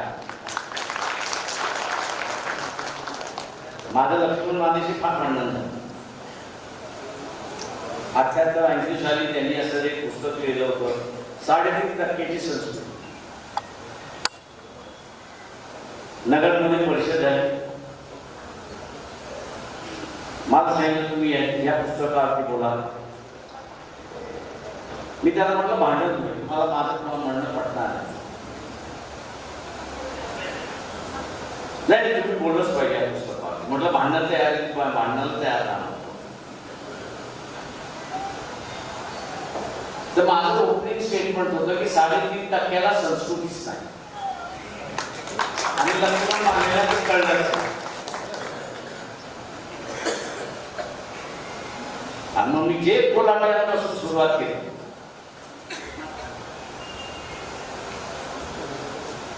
त्या सर्व महामांगाच्या दबापर्यंत येऊन थांबलो. सुशील कुमार शिंदे होता, प्रकाशराव एवढी काढायची नसते कोणाची, त्याला थांबा ना म्हटलं. मी तुम्हाला अगोदर सांगितलं होतं मला बोलवू नका. बोलवलं तर म्हटलं तुमची वाजवल्याशिवाय मी राहणार नाही.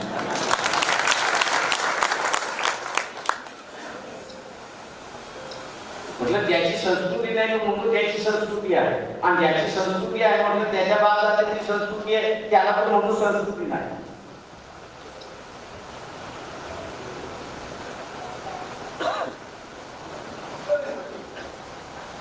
म्हणजे जे माझं आहे ते बघायलाच तयार आहे.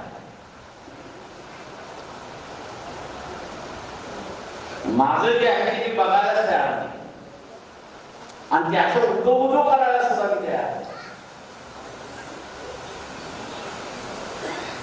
आणि म्हणून या देशाच्या संस्कृतीचे मालक आपण आहोत हे लक्षात घ्या.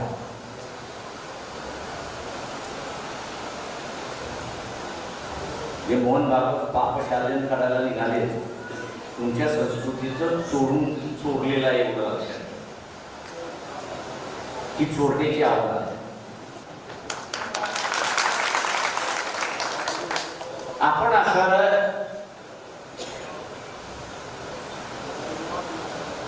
संतांना मानत आहोत. कुठल्या तरी एकाच संताने म्हणजे ते चारोकापासून ते असणारं तुकाराम महाराजापर्यंत, जनाबाई असते,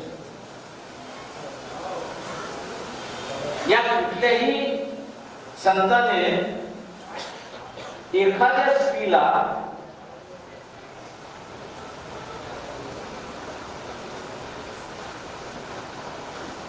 तिचे यजमान केले, तिने असताना स्वतःला जाळून घेतलं पाहिजे अशी शिकवण आपल्याला दिसते का? नाही ना. पण या मोहन भागवताच्या संस्कृतीमध्ये एका महिलेचा असणारा यजमान गेला तर तिला मुंडन करून जगावं लागलं. तिला अविवाहित असणारा राहावं, घराच्या बाहेर पडता येत नव्हतं अशी असणारी परिस्थिती होती. आता हे वागणं ही वागणं की नाही?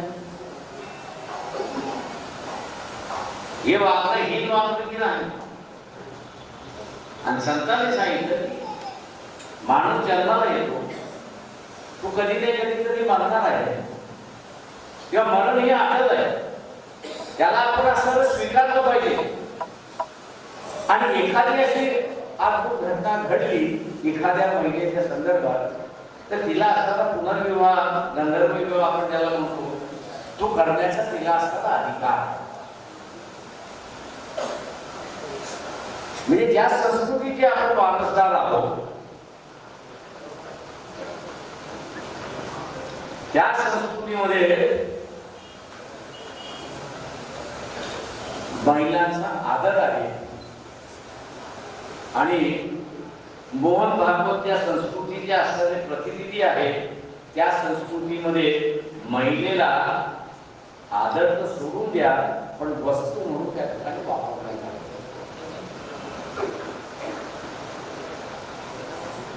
जेव्हा आपण खात्रीपूर्वकपणे सांगितलं पाहिजे की या देशाचा मालक मी आहे, तुला आता जे काही सुधारणा तू दाखवतोय स्वतःला ते माझ्याकडून कॉपी केलेलं आहे.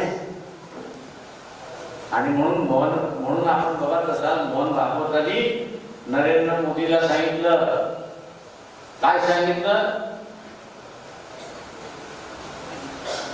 सांगा मला जरा, काय सांगितलं? मेड इन इंडिया नाही तर made in India. Made in India याचा अर्थ भारतामध्ये निर्माण केलेलं. आणि या देशाची संस्कृती ही आपण निर्माण केलेली असणारी संस्कृती आहे हे आपण असणारा लक्षात घ्या. हा कॉपी कॅट असल्यामुळे मोहन भागवत आणि असणारा मोदी कॉपी कॅट असल्यामुळे, नकल करणारे असल्यामुळे, परीक्षेला आपण नकल करतो की नकल करतो? नकल करणारे असल्यामुळे त्यांनी स्लोगन काय दिलं?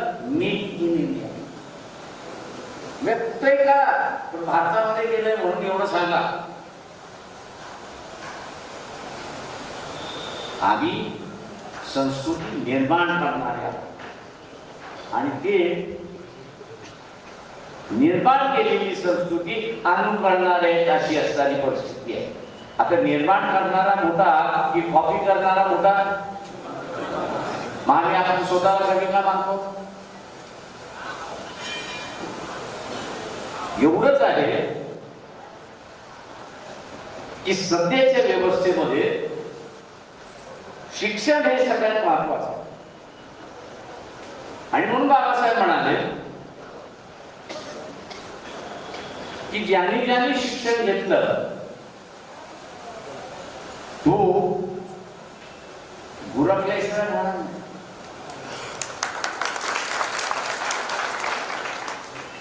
जेव्हा आम्ही शिक्षणामध्ये कमी पडलेलो आहोत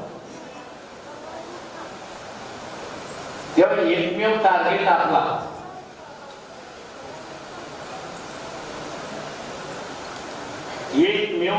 आपलं आणि ते म्हणजे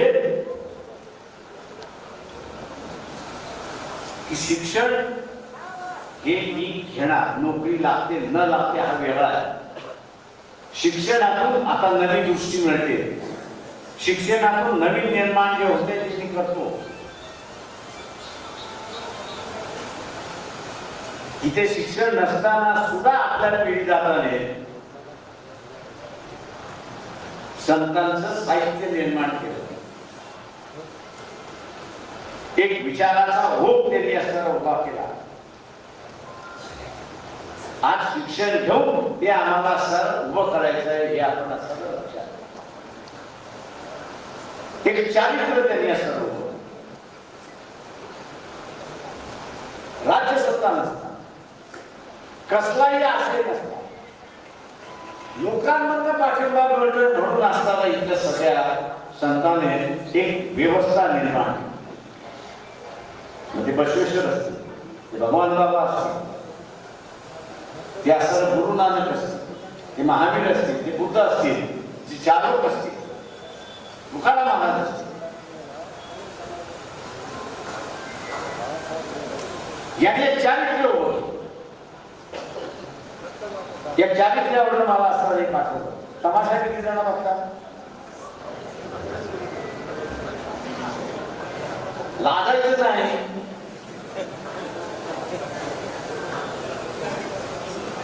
लपून लपून बघायला जायचं, काय करायचं? सगळ्या तमाशाचा असताना फळ जो आहे तो नारायणगावावरून सुरुवात होतो.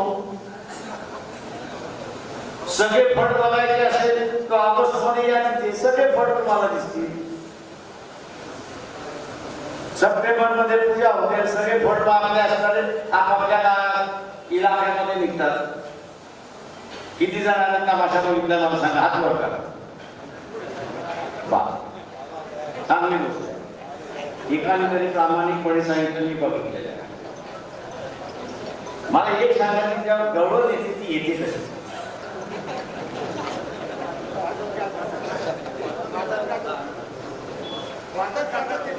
वाचत राहत येते कशी?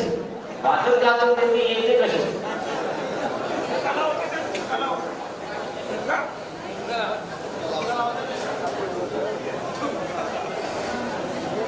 येते कशी?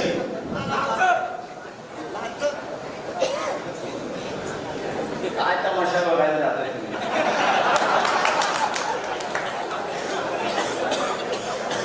मुंडे काही जात नाही पण त्यांना माहिती आहे तमाशा बघला असताना आधी. ती बाई जी आहे ही पाठपोळी आहे. कधी? याचं कारण आहे ती सगळ्या बसलेल्या माणसाला आपल्या पाठपोळातून पहिल्यांदा शिव्या आणि जो डब वाजवणारा असतो किंवा हलकी वाजवणारा जो असतो त्याच्याकडे असताना तुम्ही जर ऐकलं आणि त्याचं सूर जर तुम्ही असताना ऐकले, तो बसलेल्या माणसाला शिव्या देत असतो, नालायला तुला लाज वाटत नाही.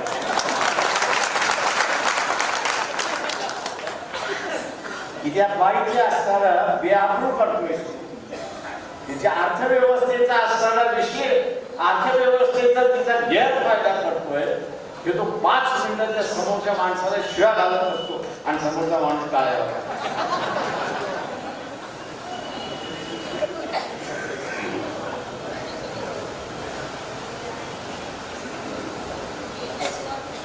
बाई सुद्धा लाचार, परिस्थितीने लाचार, पण लाचार जरी असली तरी तिने तिचा स्वाभिमान सोडला नाही हे लक्षात.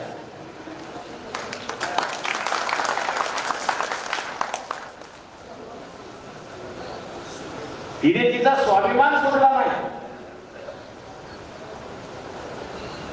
ती परिस्थितीशी लढत राहते.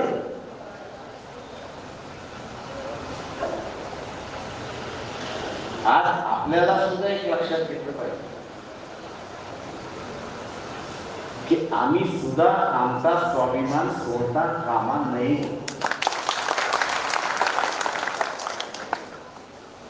ती तरी लाचार होती, आज आम्ही लाचार आहोत का?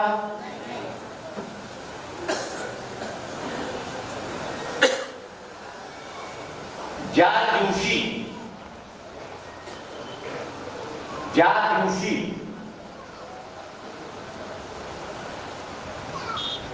आम्ही आमचा स्वाभिमान दाखवला, ज्या दिवशी आम्ही आपला स्वाभिमान दाखवला, इथली व्यवस्था तुमच्या समोर झुकल्याशिवाय राहणार नाही.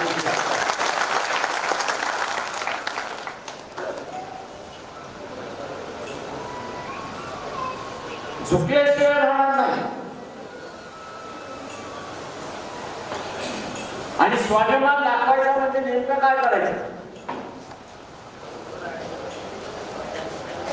इथली व्यवस्था आपल्याला सारा पाहून पडत, राजकीय व्यवस्था आपल्याला सारा पाहून पडत, आणि आपला स्वाभिमान जो दाखवायचा आहे तो राजकीय व्यवस्थेमध्येच आपला असणारा स्वाभिमान त्या ठिकाणी दाखवला.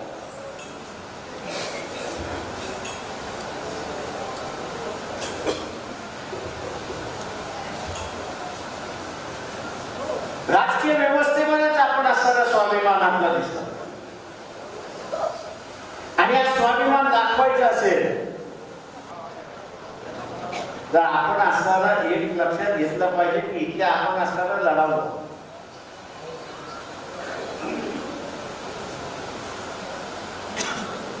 शिवाजी महाराजांची किल्ले आपण सांभाळले, त्यांची हेरगिरी सुद्धा आपण असणारा सांभाळली. वेळ आला तर सैन्य म्हणून सुद्धा आपण असताना त्या ठिकाणी काम केलेलं. भयरुपया व्हायची वेळ आली तर भयरुपया सुद्धा आपण असताना झालेलो. ही कला आपल्या अंगात दिसली. पण आज आपल्याला पंगू कोण करते? इथली राजकीय व्यवस्था पंगू करते. आणि राजकीय व्यवस्था पंगू का करते? कारण का तर त्या राजकीय व्यवस्थेमध्ये आम्ही असणारा आमचा स्वाभिमान आहे. हे सगळ्यात मोठं असणारं दुर्दैव. मला एक सांगा की इलेक्शनच्या दिवशी आपण असणारं मटण खातो की न खातो? खातो ना. स्वतःच्या पैशाचे खातो की दुसऱ्याच्या पैशाचे खातो?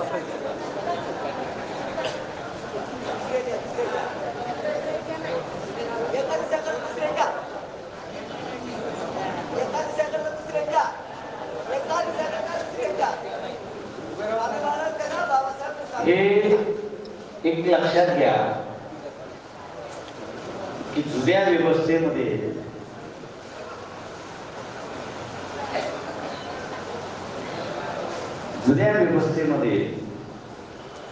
स्वतःचा स्वाभिमान ठेवण्याचं होतं.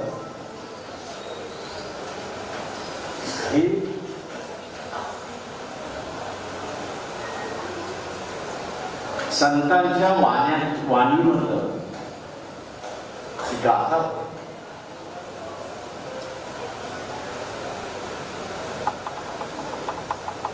जुन्या व्यवस्थेमध्ये आपली जी कला होती ती कला आपला स्वाभिमान ठेवतो. आत्ताच्या या नव्या व्यवस्थेमध्ये स्वाभिमान जर आपल्याला ठेवायचा असेल तर तो राजकीय व्यवस्थेमध्ये स्वाभिमान आपण ठेवला पाहिजे.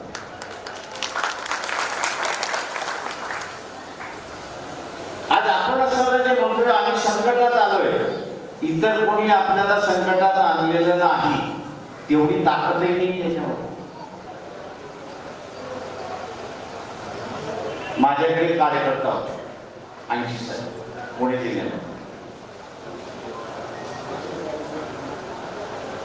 तेव्हा असं मोठं काय आंदोलन करायचं असलं की पोस्टर लागतात, बॅनर लागतात.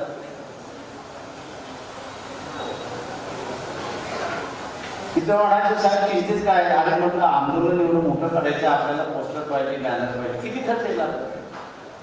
तिथं म्हणायचं 5-10 हजार 2 दिवसात दिले तर चालतील का? म्हटलं चालतील. तो आपला चौकावरती बसायचा, सावलीवरती बसायचा, तंबाखूच्या 2 गायच्या पुड्या घेऊन बसायचा, चुना घेऊन बसायचा, मळत बसायचा तिथे आपला आणि येणाऱ्या जाणाऱ्या पाटलाच्या कानाशी लागायचं. 2 दिवसानंतर तो आम्हाला असल्याचं 5,000 रुपये आणून द्यायचे. साहेब झाले तर मागते आंदोलन तुम्ही आता सुरुवात. एक दिवशी मला असं वाटलं की हा आणतो कुठून पैसा? अरे म्हटलं तू काय करतो ते आम्हाला सांग ना. तू गेलास तर म्हटलं आम्हाला काय उड्यावरची पाठवून शिकून जा आम्हाला कला. म्हटलं साहेब ही कला शिकायची असेल तर पहिल्यांदा तंबाखू म्हणता आला पाहिजे आणि तो तोंडात मध्ये हे नाही होणार. मग तो म्हटला मला पैसे जमवतच येणार नाही. मग तो म्हणाला मला पैसे जमवतच येणार नाही. म्हटलं ठीक आहे चल आम्हाला जमणार नाही, तू काय करतोस हे सांग. तो म्हटला काही नाही, मी त्या नाक्यावरती तिथे बसतो,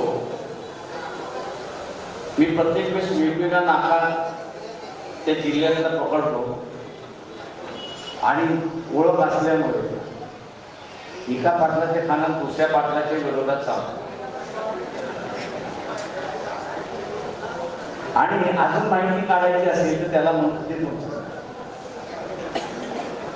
आणि असं एका पाटलाचं दुसऱ्या पाटलाला, दुसऱ्या मांडवड्याला, तिसऱ्या मांडवड्याला, दुकानदाराच्या, चौथ्याला, 5व्याला तुम्हाला पैसे झाले की माझं काम संपलं. आणि म्हटलं हे करतोच कसा? काय नाही आपण ती अर्धी करत बसतो. म्हटलं जुनं काम होतं आमचे. म्हटलं जुनं काम? म्हटलं काय जुनं काम? तो असं म्हणाला की जुन्या कामामध्ये भटक्यांमध्ये असणारी चोऱ्या करण्याची जी पद्धत होती त्याच्यामध्ये गाय वापरायचा. पण गाय वापरायची असेल तर त्यावेळेस टेहळणी करायला आणि टेहळणी व्यवस्थित एकदा झाली की मग त्या पद्धतीने त्या गायला ट्रेन करायचं. ती गाय त्या पद्धतीने असणारा वागते, ती गाय त्या पद्धतीने वागायला लागली की त्याच्याकडे नेऊन सोडून द्यायचं आणि ते अर्धा तास पाऊण तास ते गाय ज्या माणसांमध्ये चाललेलं असतं, कुटुंबामध्ये चाललेलं असतं त्याच्यामध्ये हात मारायचं मोकळा. त्याच्यामुळे टेहळणी करणं आमचा हा व्यवसाय.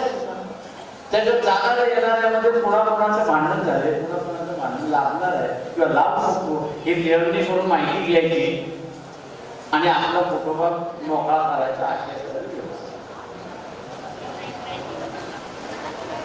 त्याच्यामुळे कल्पकता, जगण्याची जी कल्पकता होती ती आपल्याकडे आहे.